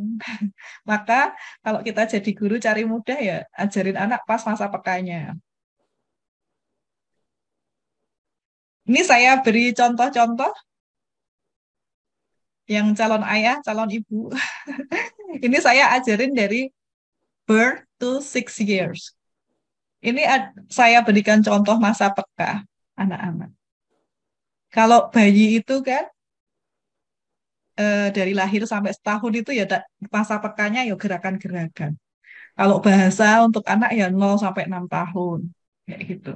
Nah, ini ada keteraturan, order. Terus small objects, fokus ya, ini nanti ada hubungan. Bagus, koordinasi mata dan tangannya. Nah, kadang-kadang kalau di SD itu, guru-guru tidak memperhatikan gitu kan sering marah-marah ya sama anak-anak di SD itu. Kok anaknya diajak fokus nggak mau. Susah sekali diajarin membaca, menulis kayak gitu. Nah, kita tuh lihat-lihat juga sebenarnya ketika masa pekanya 0 sampai 6 tahunnya itu anaknya itu oke apa enggak? Dia itu koordinasi matanya bagus apa enggak? Misalnya teman-teman kan menulis. Menulis itu kan butuh koordinasi tangan dan mata. Dan dia juga butuh konsentrasi. Kalau dulu lihat anak-anak kecil gitu, lihat-lihat, suka lihat benda kecil, suka lihat semut, suka lihat apa-apa, main manik-manik. Itu untuk apa ya? Itu sebenarnya untuk latihan. Kalau kita membaca itu kan tulisannya kecil-kecil, toh. Kalau tulisan kecil-kecil kan butuh konsentrasi. Nah, hal-hal yang semacam itu, maka teman-teman nanti butuh mempelajari yang anak-anak kecil-kecilnya itu gimana. Nah, ini juga ada grace and courtesy, ramah tamah, sopan santun. Terus bagaimana anak itu peka menggunakan panca inderanya. Ini umur 2 sampai 6 tahun. 3 sampai 4 tahun itu bisa untuk writing ya. Awal-awalnya itu yang menggunakan tangan untuk memegang pensil.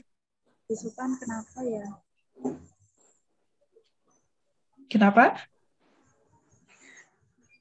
Ada yang mau bertanya? Oh, enggak. Nah, kemudian reading itu 3 sampai 5 tahun, spatial relationship itu 4 sampai 6 tahun, dan mathematics itu 4 sampai 6 tahun. Ini masa-masa pekanya ya, teman-teman. Tentu jangan membayangkan ini hal yang sangat kompleks, ini di awal-awal konsep-konsep dasarnya. Termasuk juga musik. Apa hubungannya ngajarin musik, dasar musik kayak gitu, yang kadang-kadang hanya pembedaan nada atau bunyi-bunyi, itu hubungannya nanti dengan membaca. Kalau teman-teman ngajarin membaca itu kan sebenarnya membunyikan huruf toh, huruf yang ada bunyi-bunyinya. Gitu. Kalau anaknya tidak tahu perbedaan bunyi huruf, ya dia kesulitan menulis maupun membacanya. Dan ini berbagai konsep dari Montessori. Intinya kita sebagai orang tua atau guru yang mendampingi itu kita mengajak mereka supaya menjadi pembelajar yang mandiri. Kita bisa mengajari caranya dan biarkan anak itu melakukannya sendiri dengan cara yang menyenangkan. Kenapa? Ya itu bagus untuk mereka. Kalau mereka merasa mandiri itu biasanya akan ngaruh ke harga dirinya. Dia merasa mampu, merasa bisa dibanding kalau tergantung terus dengan orang tua atau orang dewasa. Nah, ini berbagai pelajaran dalam kehidupan sehari-hari. Ada tentang melatih diri sendiri, care of himself. Ini bisa tentang makan, tentang mandi, tentang hal-hal yang berkaitan dengan diri sendiri, kegiatan yang ada di rumah, grace and courtesy itu baik di rumah, di sekolah, di mana saja bisa kayak gitu.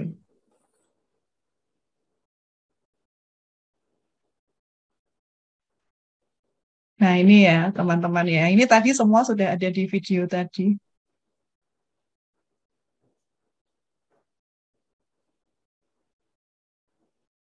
Terus saya berikan juga berbagai tips. Mungkin teman-teman bertanya-tanya, kalau di sekolah Montessori yang tadi itu kok anaknya nampak mandiri sekali gitu ya. Anaknya kok nggak diberitahu oleh gurunya harus gimana-gimana, kok mereka sudah bisa semuanya sendiri, bahkan kegiatannya itu beda-beda.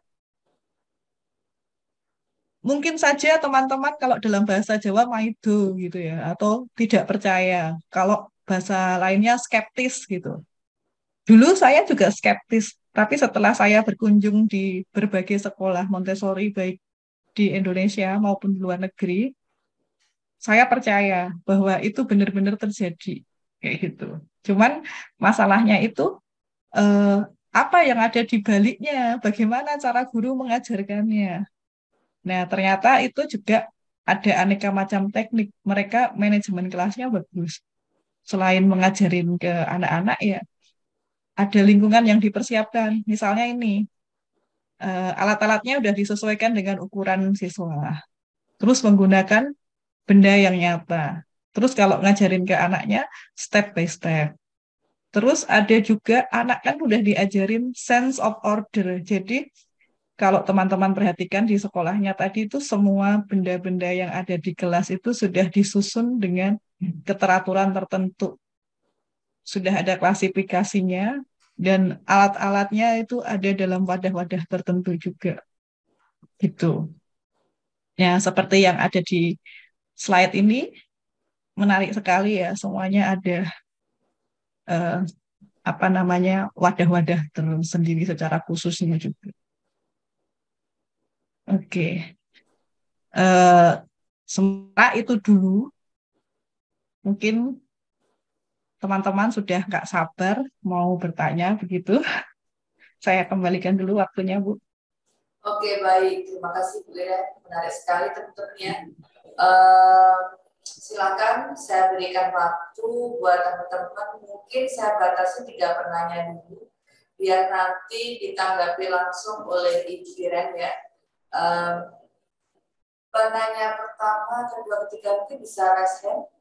Nanti saya sebutkan namanya dan bisa menyampaikan pertanyaannya kepada Ibu Iren. Saya catat dulu 3-nya, baru nanti Ibu Iren akan menjelaskan, memberikan jawaban. Silakan, raise hand dulu teman-teman.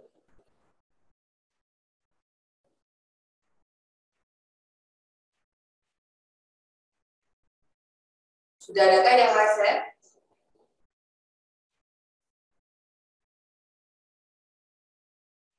Halo, teman-teman, masih di ruangan nggak? Oke, yang pertama Mas Yusuf Muhammad ya.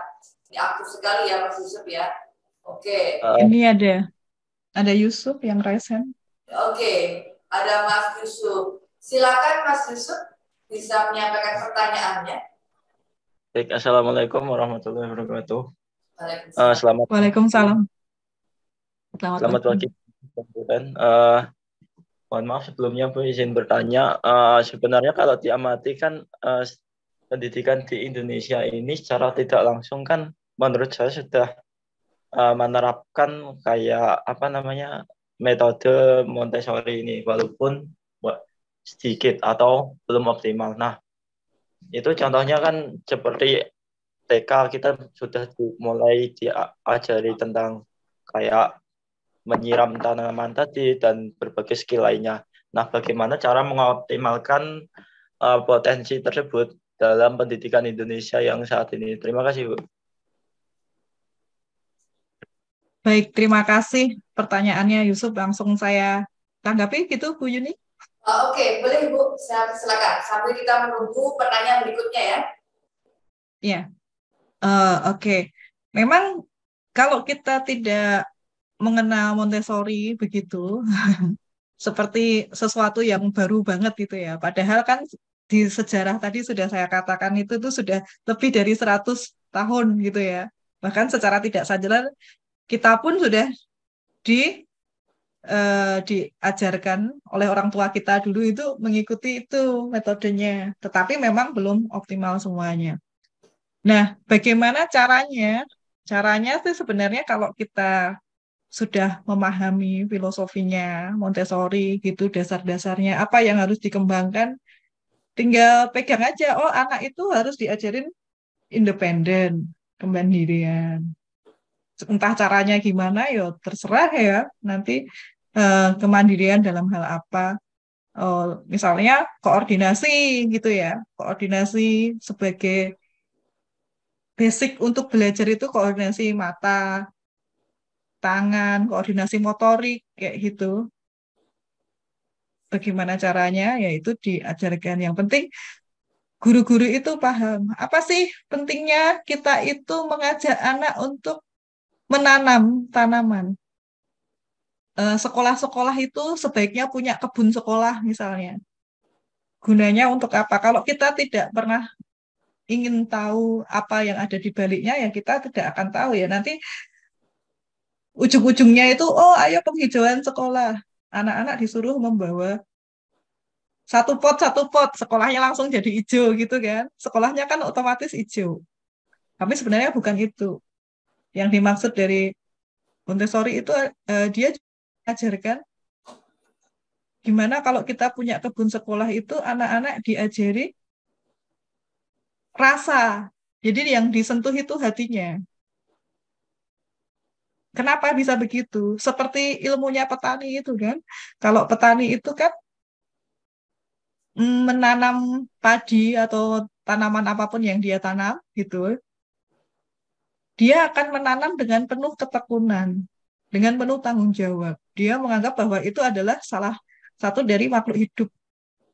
Ketika anak itu tidak rajin, tidak bertanggung jawab, tidak menanamnya setiap hari, menyiramnya setiap hari dan memberi pupuk yang cukup, ya tanaman itu akan mati dan kering. Artinya kan di situ sedang mengasah hatinya si anak. Kalau cuman membawa tanaman dari rumah ke sekolah, sekolahnya jadi hijau, terus nanti yang nyiram adalah tukang kebun, itu keliru. Yang bertanggung jawab adalah si anaknya. Apalagi kalau nanam sesuatu yang misalnya tomat, itu tomat butuh berapa lama ya? Saya kok nggak tahu. 3 bulan mungkin. Nah, maka dia selama 3 bulan itu atau 1 bulan lebih gitu ya, nyiram itu terus, itu kan nggak mudah buat anak. Setiap hari dia harus nyiram terus. Apalagi sekarang musim kemarau kayak gitu kan. Nah, kemudian kalau mau digunakan untuk belajar yang lain, ya bisa saja. Ternyata ini belajar IPA sekalian, belajar pertumbuhan tanaman, tingginya, kayak gitu, dan lain-lain. Gitu, Yusuf. Yang penting tahu maksudnya. Terima kasih, Bu. Gimana Mas Yusuf? Bisa Ya. ini jawaban dari Ibu Iren ya? Terima kasih, Bu. Oke. Ya. Selanjutnya ini dari chat ada pertanyaan dari Mas Sukamto.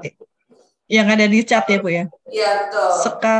Sekarang zamannya smartphone, tidak ada anak yang tidak kenal dengan YouTube, game, dan hal-hal yang berbau HP. Bagaimana mengantisipasi hal tersebut sehingga kegiatan Montessori dapat diterapkan?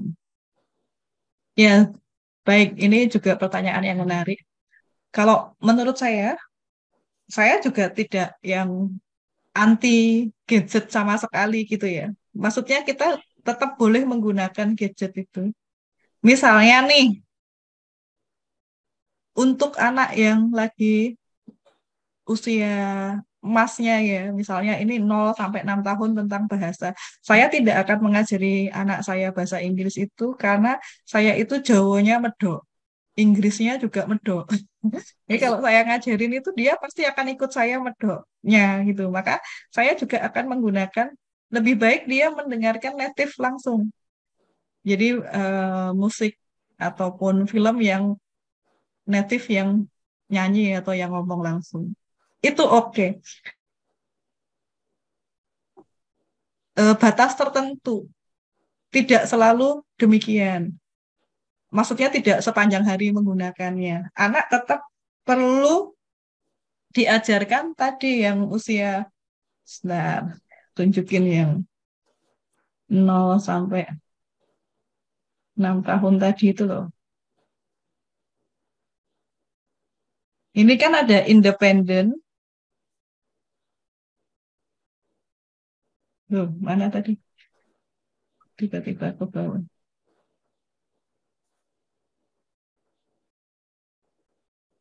Independent, coordination, concentration, sama order. Nah, di bagian ini nih, kalau untuk anak-anak, ya kita ajarkan itu. Kalau untuk konsentrasi, gimana? Untuk keteraturan, coordination, misalnya sekarang saya beri contoh, main game, gitu ya. Kalau gamenya itu kan ya memang betul ada koordinasi mata dan tangan. Tetapi eh, lebih ke sekedar mata tangan aja, tapi tidak seperti kalau game yang beneran dilakukan.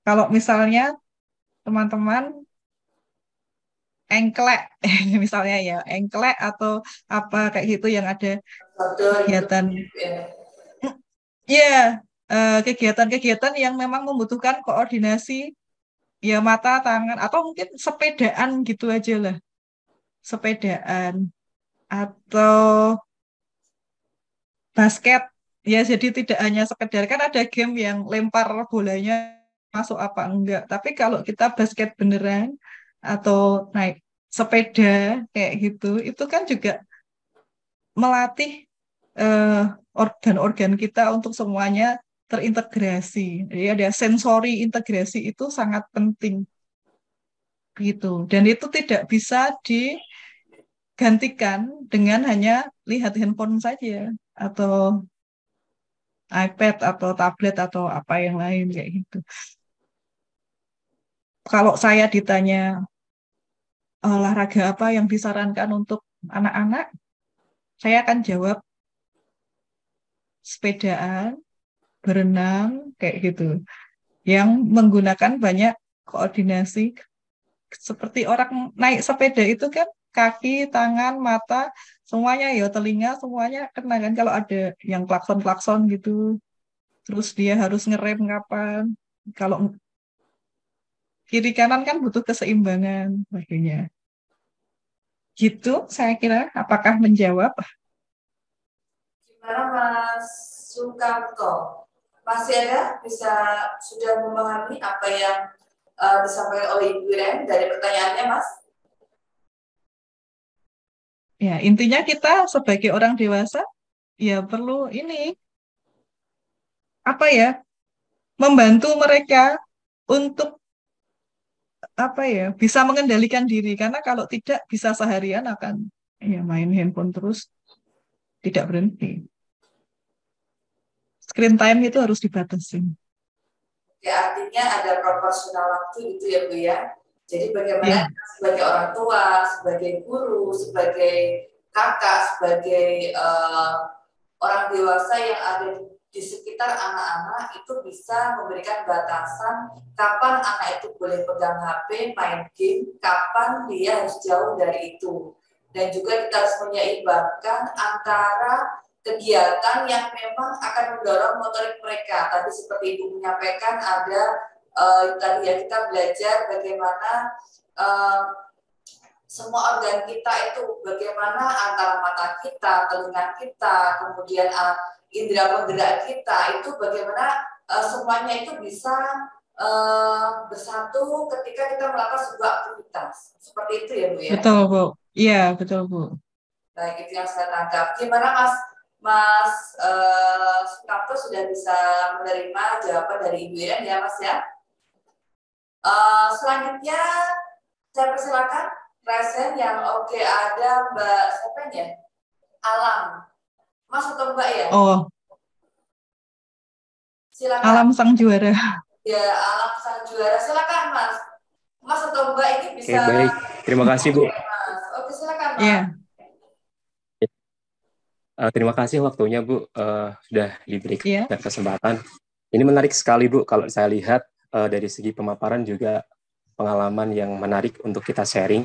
Kebetulan saya juga sekarang sudah mengajar Bu di salah satu lembaga PAUD. Sudah menggunakan beberapa metode, salah satunya LOSPAT yang hampir mirip dengan Montessori Bu. Namun ternyata di lapangan mendapat banyak sekali penolakan dari wali murid karena persepsinya di desa itu masih pembelajaran menggunakan bermain itu mereka masih masih tabu ya kebanyakannya Bu. Saya sudah mencoba beberapa tahun semacam itu, orang tua masih belum bisa menerima bahwa pendidikan itu mereka melihatnya secara akademis gitu Bu. Misalnya anak harus bisa berhitung, membaca dan sebagainya. Padahal kalau di usia PAUD itu kan dilarang, bukan dilarang ya, tapi pengenalannya caranya berbeda, cara mengajarinya itu dengan cara bermain. Dari konsep itu Bu, kalau di Montessori sendiri bagaimana ya Bu untuk mengembangkan itu? Karena di desa ini kegiatannya yang dilakukan di video-video tadi itu sebenarnya sudah dilakukan anak-anak ketika mereka setelah bermain dari sekolah, mereka bermain dengan teman-temannya di sawah, di mana kayak itu udah melakukan kegiatan sehari-hari Bu. Bahkan ada masak-masakan, bahkan mereka menanam tanaman sendiri di rumah. Kemudian juga kadang mereka punya hewan peliharaan seperti burung ya, mungkin kucing dan sebagainya, mereka merawatnya sendiri kayak gitu. Nah, bagaimana ini bisa diterapkan di sekolah, di pihak lain khususnya misalnya sudah naik SD kan harus ada akademis nih yang harus dicapai anak-anak, khususnya kita mengikuti kurikulum yang ada di Indonesia. Nah, bagaimana Bu dari pengalaman Ibu selama mengikuti baik pelatihan atau pengalaman Ibu menggunakan metode ini bisa memberikan pemahaman kepada orang tua bahwa pendidikan ini bukan hanya secara akademis, khususnya di PAUD. Kemudian di SD itu kan memang harus ada akademisnya yang dicapai, kemudian kreativitas dan sebagainya. Nah, pengalaman Ibu bagaimana? Apakah memang semuanya harus full Montessori atau memang harus ada kombinasi metode yang bisa diterapkan di dalam sebuah lembaga itu? Terima kasih. Baik, terima kasih pertanyaannya, Alam Sang Juara. Namanya siapa sebenarnya? Alam Bu aslinya. Oh, Mas Oh, Alam. ini memang nama asli. Oke. Iya. Baik, Mas Alam ya. Memang dari cerita-cerita yang disampaikan tadi itu sebenarnya sudah banyak yang dilakukan ya. Montessori itu memang pendidikan untuk hidup gitu ya. Sebenarnya kita itu belajar untuk apa sih? Harusnya kan memang untuk hidup. Nah, yang tadi saya paparkan di sini memang masih lebih banyaknya untuk anak-anak yang di usia 0 sampai 6 dan SD kelas bawah begitu di awal-awal begitu. Kenapa? Karena kalau nanti lompat ke atas nanti kita nggak punya pijakan gitu kan ya. Nah, ketika di awal-awal itu bagus tadi kalau disampaikan anak-anak sudah mengikuti pembelajaran dalam kehidupan sehari-hari. Saya kebetulan anak saya ini baru masuk SD, belum ada sebulan ya ini. Kemarin-kemarin saya bersyukur karena ada pandemi. Ketika pandemi itu saya jadi banyak belajar dari sang guru sejati itu adalah si anak itu sendiri. Saya belajar justru dari anak. Jadi teman-teman semuanya jangan kemudian terus nggak sabar ingin punya anak sendiri gitu ya. Bisa kok pakai anaknya orang lain gitu. Anaknya tantenya, kakaknya atau siapa gitu. Nah, di Montessori sendiri mengajak kita untuk menjadi seorang observer yang baik. Kalau kita mau tahu bagaimana anak belajar itu ya kita observasi anak itu sebenarnya kecenderungan alamiah anak itu belajar bagaimana. Kalau mengajar anak, bisa nggak sih kita ngajar anak itu sambil masak, kalau Montessori sebenarnya nggak menggunakan main-main, meskipun kayaknya kita lihat itu main-main. Selanjutnya, monggo saya berikan ke penanya berikutnya. Silakan teman-teman, karena ini sesi yang sangat menarik, kesempatan kita untuk saling mengungkapkan apa yang sudah menjadi pengalaman teman-teman yang mungkin ketika PLP 1 atau mungkin sudah mengajar di sekolah atau mungkin dengan adiknya sendiri atau mungkin ada yang sudah jadi ibu dengan anaknya sendiri. Tentunya banyak hal yang bisa kita pelajari di sana. Silakan yang mau mengajukan pertanyaan bisa kita diskusikan nanti dengan Ibu ya. Silakan teman-teman. Bisa raise hand atau mungkin bisa menuliskan di kolom chat. Saya persilakan. Atau sudah jelas semuanya ini ya? Sepertinya demikian, Bu. Ada penyampaian materi mereka sudah sangat jelas itu sebenarnya. Oke, silakan. Teman-teman, halo, monggo. Yang mau bertanya lagi? Sepertinya Nurul Imanah mau bertanya. Sufriyah Nurul Imanah. Sufriyah Nurul Iman. Oh, nggak jadi ya? Oh, nggak jadi. Tadi open mic. Ayo silakan. Teman-teman.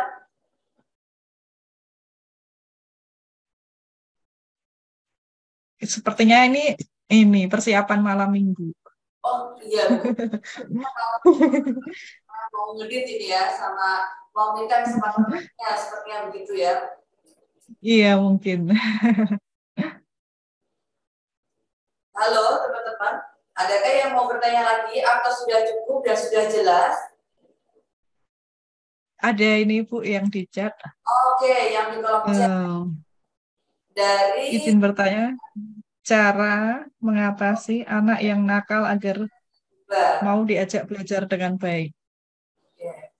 Ini siapa ya? Boleh open mic enggak? Saya mau nanya yang dianggap nakal itu yang seperti apa? Oke, Mbak Dina Zanuba bisa open mic-nya. Silakan Mbak Dina. Iya Bu, saya maksudnya anak yang Ya. nakal itu kayak gini loh Bu, suka ganggu temennya, kemudian kalau diajari itu kayak nggak mau mendengarkan gitu loh Bu, seperti itu. Kemudian sikapnya itu kayak kurang baik gitu sama teman-temannya, seperti itu Bu. Oke. Nah, sebenarnya begini, Dina. Tadi itu kan saya menyampaikan sesuatu ya di depan itu tentang bagaimana kita sebaiknya jadi observer. Observer itu kan pengamat. Ya, kita perlu tahu dulu. Misalnya nih, saya beri contoh, anak saya jongkok di pojokan rumah gitu, tak suruh mandi, ayo mandi cepat gitu. Kok nggak mandi-mandi? Nggak mau segera cepat, tapi dia tuh seperti asik saja di situ. Ada apa ya? Nah, saya akan lihat sebenarnya dia itu sedang asik apa. Misalnya gitu ya, dia ternyata tuh sedang asik lihat semut-semut kecil itu yang jalan. Pernah teman-teman waktu kecil dulu ngamati semut gitu kan? Kalau saya ajak mandi, dia akan memberontak. Tuh. Padahal dia lagi asik banget. Sama juga kalau anak-anak itu lagi nonton sesuatu yang menarik gitu. Kita ajakin. Atau teman-teman sedang ngobrol dengan orang yang lain, terus tiba-tiba kita ajak melakukan sesuatu, atau kita ajak ngobrol. Hah? Nggak dengar aku soalnya lagi konsen ini, misalnya gitu. Nah, kita itu kan bisa lihat bahwa anak itu sebenarnya bukan nakal, tapi dia itu sedang konsentrasi. Dia sedang mengembangkan konsentrasi tingkat tinggi. Tetapi malah kita gangguin. Sama kayak kita lagi konsen baca buku gitu, diajak ngobrol terus, marah kitanya. Nah, kita tuh cari tahu dulu ada apa. Jadi jangan langsung melabeli anak itu nakal. Nah, waktu kita nyuruh anak ini, kok anaknya tidak nice gitu. Disuruh ini, suruh itu kok nggak mau. Nah, waktu itu konteksnya dia lagi apa. Kalau dia lagi nggak suka ini, kok dipaksa itu kan dia juga sama atau kayak, ayo dong makan lotis gitu. Enggak, aku nggak suka pedas. Ayo makan lotis aja nih. Tapi kan aku nggak bisa makan pedas gitu kan. Dia kan akan berontak. Nah, waktu anak kecil ini disuruh ngapain itu ya kita lihat konteksnya dulu. Nah, gimana Dina? Memang tidak menjawab secara langsung, tapi akan saya balikkan pertanyaannya. Kondisinya bagaimana? Halo, Dina. Halo Mbak Dina, mungkin bisa direspon Ibu ya. Silakan. Ya, maksudnya gimana ya Bu? Konteksnya maksudnya dalam bentuk apa?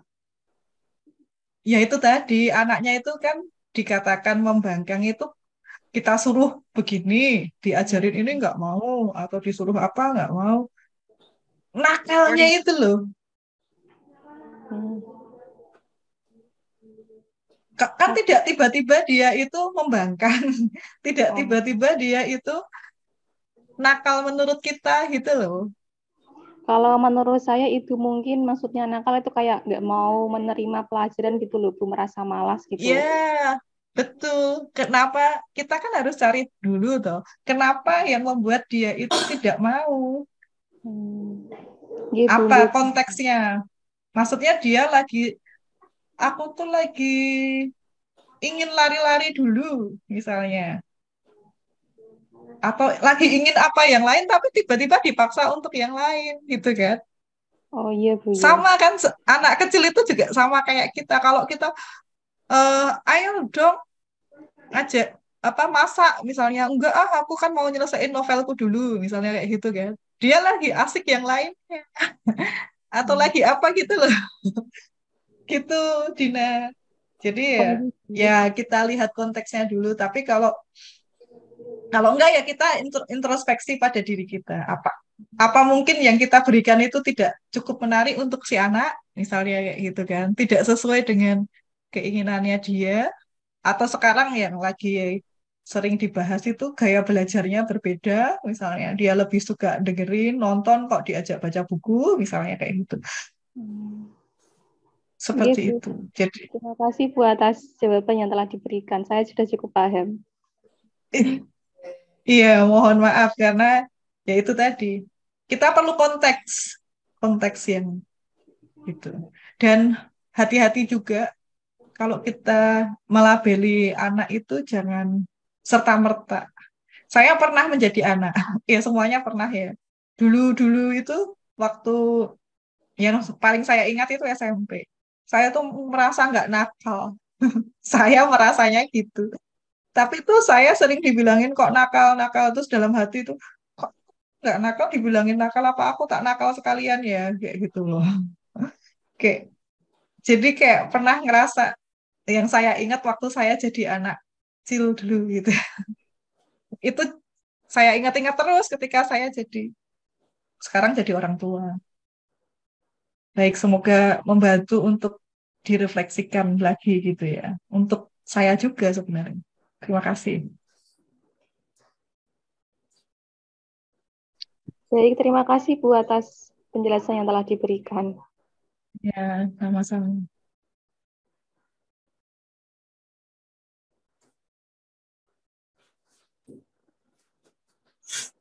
Suaranya hilang, Mbak. Pasti enggak kok.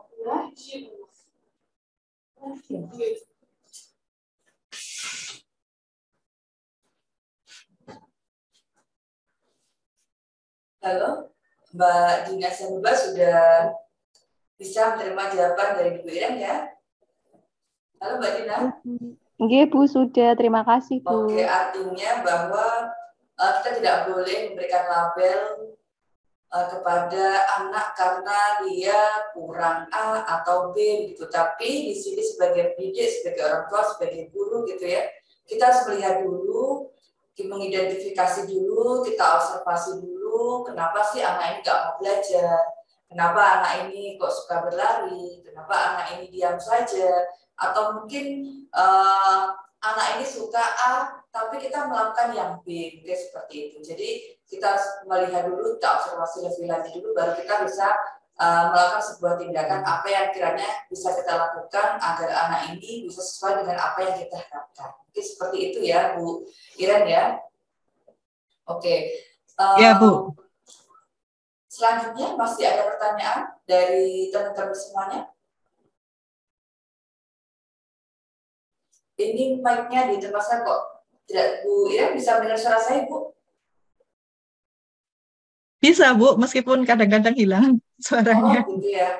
Tapi ini saya kok malah nggak bisa mendengar suara Ibu Iren ya. Sebentar. Loh, halo, apakah belum terdengar sekarang?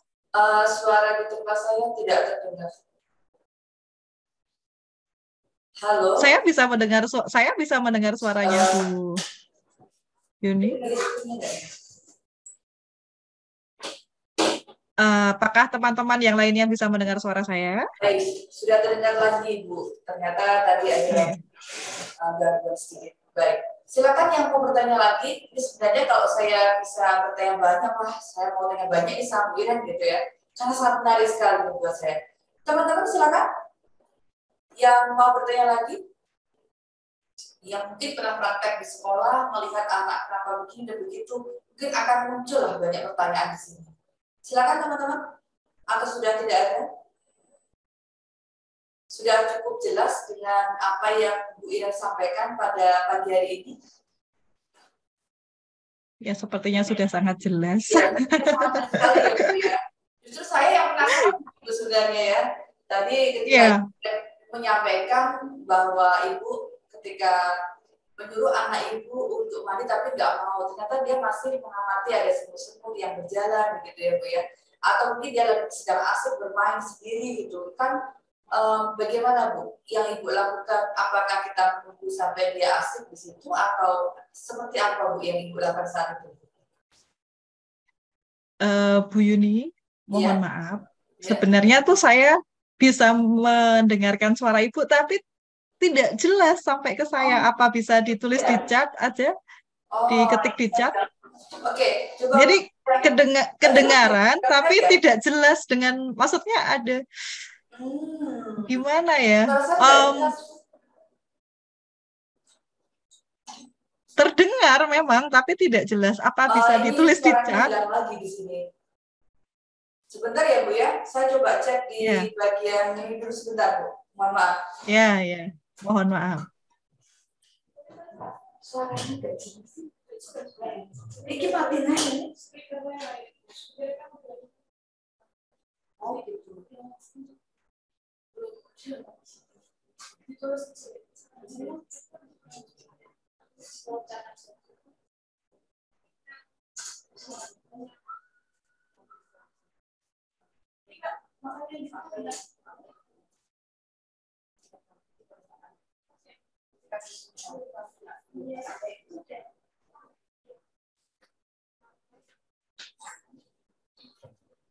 Oke Bu, ini saya tulis di kolom chat saja. Bisa dengar ya Bu ya? Dengar nggak Bu? Bisa Bu, bisa. Bu? Iya, tadi itu sebenarnya dengar, kadang terdengar tapi tidak jelas apa A, I, U, E, O-nya itu. Tidak jelas itu ya Bu ya? Ya, betul. Oke, mungkin ini ada sesuatu di mikrofonnya sepertinya. Tadi kan, itu di kolom chat Bu. Mungkin bisa. Kolom chat, sebentar. Oke. Apa yang Ibu lakukan ketika anak Ibu disuruh mandi tapi tidak segera melakukannya? Ini ya? Yang tadi Ibu cerita tadi ya Bu ya? Oke. Kita menunggu ataukah bagaimana kita mengalihkan konsentrasinya begitu atau seperti apa Bu? Iya. Sebenarnya ini saya akan menjawab dari sesuatu yang praktis sampai yang tidak praktis. Saya akan biasanya ya secara teoritis begitu, tapi kadang-kadang kalau sudah ini ya sama-sama dosen gitu ya Bu ya, dan tanpa ART anak itu juga harus berangkat ya, kadang-kadang memang menyedihkannya itu sudah tidak bisa menggunakan teori karena waktunya mepet, takut terlambat. Jadi ada pemaksaan itu memang. Tetapi kalau misalnya pas ada waktu itu sebenarnya gini caranya. Yang sering saya lakukan adalah memberi pilihan, Bu. Jadi misalnya ini bangunnya kalau pagi hari ya dari malamnya itu pertama sudah sebelum tidur udah diberitahu kita besok akan bangun jam sekian. Nanti kalau kamu bangun mendengar alarm kamu harus bangun misalnya jam sekian gitu. Tapi kalau misalnya sudah bangun dan nggak mandi-mandi itu tadi, karena kalau kita mengatakan sebentar lagi ya, kalau begitu itu kan anak tidak mengerti. Kita harus sama-sama lihat jam dinding yang besar. Nanti kalau jarum panjang ini, misalnya kita bilang 3 menit lagi, itu kan susah ya bagi anak. Ya, nanti kalau jarum panjang ini sudah sampai di angka ini, kamu harus mandi. Itu salah satunya. Ya, salah duanya yang lain, kita memberi pilihan. Kamu mau mandi dulu atau kamu mau siapin baju dulu? Yang mana? Sama-sama, jadi semuanya menguntungkan untuk kita. Iya. Gitu. Itu yang sering saya lakukan kayak gitu, Bu. Oke, artinya bagaimana kita itu sebenarnya tetap melakukan aktivitas, tetapi kita alihkan ke hal apa lain yang bisa dia lakukan terlebih dahulu, gitu ya Bu ya? Iya, iya, sama yang penting juga anak juga merasa dianggap kan, karena dia yang memilih dan kita juga pelan-pelan melatih anak itu memilih pilihan dan juga bertanggung jawab atas pilihannya. Mana dulu nih kamu ini? Kalau misalnya dia mau, oke aku mau main dulu, boleh kamu main dulu. Jadi suaranya dia itu tetap kita dengarkan, tapi kamu mainnya sampai jarum panjang ini sampai di angka berapa gitu. Nah, kayak gitu Bu yang Baik, oke sering Bu. saya lakukan. Baik, Nah, itu luar biasa terjadi sekali. berulang-ulang juga tiap harinya. Oke, artinya kita ngajari anak untuk mengambil keputusan, pilihannya apa, dan itu yang harus dia lakukan, bisa dia pertanggungjawabkan, gitu ya Bu ya? Baik, mungkin dari Berlaku untuk teman-teman hal-hal ada yang yang mau lainnya. bertanya? Tadi selingan sedikit, jadi sambil saya menunggu teman-teman, sepertinya ini masih ada waktu, masih jam 11:12. Apakah ini kita cukupkan? Atau teman-teman masih ada yang mau bertanya? Halo teman-teman semuanya, masih di ruangan ini? Halo. Halo? Gak ada yang bertanya lagi? Sepertinya sudah sangat paham Ibu Iren. Jadi karena sudah tidak ada yang bertanya lagi, mungkin saya akan merekap terlebih dahulu apa yang kita sampaikan, yang Ibu sampaikan untuk materi pada pagi hari ini, gitu ya Bu ya? Iya. Baik, bagaimana sih kita menyiapkan seorang guru yang tanggap akan metode Montessori? Tadi judulnya seperti itu.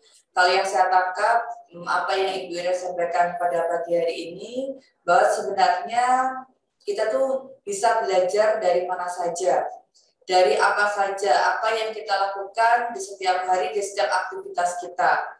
Seperti contoh dari Montessori ini ya, walaupun sudah 70 tahun yang lalu ya, tetapi ternyata masih in dan sangat sesuai dengan kurikulum kita saat ini. Sebenarnya kurikulum dari kita dari awal hingga saat ini sebenarnya tetap aja masih ada Montessori-nya, tapi bagaimana kita sebagai seorang guru mampu mengaplikasikannya atau tidak, mampu kita mengimplementasikannya atau tidak. Nah, dari situ semuanya kita harus bisa, harus paham apa sih yang harus kita lakukan sebagai seorang guru agar ketika kita nanti mengajar di dalam kelas itu bukan hanya sebagai seorang guru yang istilahnya sebagai yang melakukan yang utama, tetapi bagaimana kita hanya memfasilitasi anak-anak agar dia bisa belajar sesuai dengan bakatnya, minatnya, sesuai dengan karakteristiknya. Tadi ya seperti yang digambarkan oleh Ibu Iren, bahwa anak tidak terpenjara, dia bebas untuk berkarya, begitu ya. Nah, di situ kita harus menyiapkan kemampuan kita sebagai seorang guru agar nanti mampu mengaplikasikannya semuanya. Silakan teman-teman nanti bisa belajar, bisa diperdalam lagi dengan mencari berbagai artikel, berbagai contoh dari YouTube, dari video kita bisa mengamati dan kita juga bisa mencari makna dari setiap kelas, dari setiap kelas Montessori itu apa saja ketika kita mengajar kelas rendah, kelas tinggi, apa saja yang perlu kita siapkan, media apa, kegiatan seperti apa, sehingga mereka bisa menemukan dari setiap kegiatan itu apa yang bisa dipelajari, seperti itu. Artinya bahwa tadi sudah disampaikan Ibu Iren, seperti menyiram bunga. Apa sih, kenapa guru mengajari anak menyiram bunga? Apa tujuannya? Itu utama yang harus kita lakukan, gitu ya. Seperti itu Ibu Iren. Terima kasih atas waktu yang diberikan Ibu pada pagi sampai pada siang hari ini. Mohon maaf jika dari saya, dari teman-teman ataupun dari panitia banyak sekali kekurangannya. Terima kasih atas ilmunya, semoga bermanfaat bagi kita semuanya dan kita bisa menjadi pendidik, menjadi guru, menjadi orang tua, menjadi pribadi yang lebih baik lagi. Seperti itu. Iya, terima kasih juga Bu. Saya juga mohon maaf kalau ada salah kata dan kurang. Mohon maaf, terima kasih juga atas kesempatannya sudah diundang, merupakan kehormatan tersendiri diundang ke Universitas Muria Kudus. Ya, betul sekali. Jika suatu saat bisa juga ke sana. Terima kasih. Ya Bu, nanti suatu ketika bisa bertatap muka, entah itu di Kudus atau di Jogja gitu ya Bu ya. Ya, amin. Terima kasih Bu Iren atas waktunya. Titip salam buat teman-teman dari Sanata Dharma, dan juga kami atas nama PGSD Universitas Medan Kudus mengucapkan terima kasih. Nanti kita mungkin bisa kontak di belakang layar lebih lanjut seperti itu ya Bu ya. Semoga masih terjaga tali silaturahminya, nanti bisa ketemu secara langsung. Baik, saya tutup kuliah umum pada pagi hari ini sampai pada siang hari ini dengan bacaan Alhamdulillahirabbil alamin. Terima kasih. Wassalamualaikum warahmatullahi wabarakatuh. Waalaikumsalam.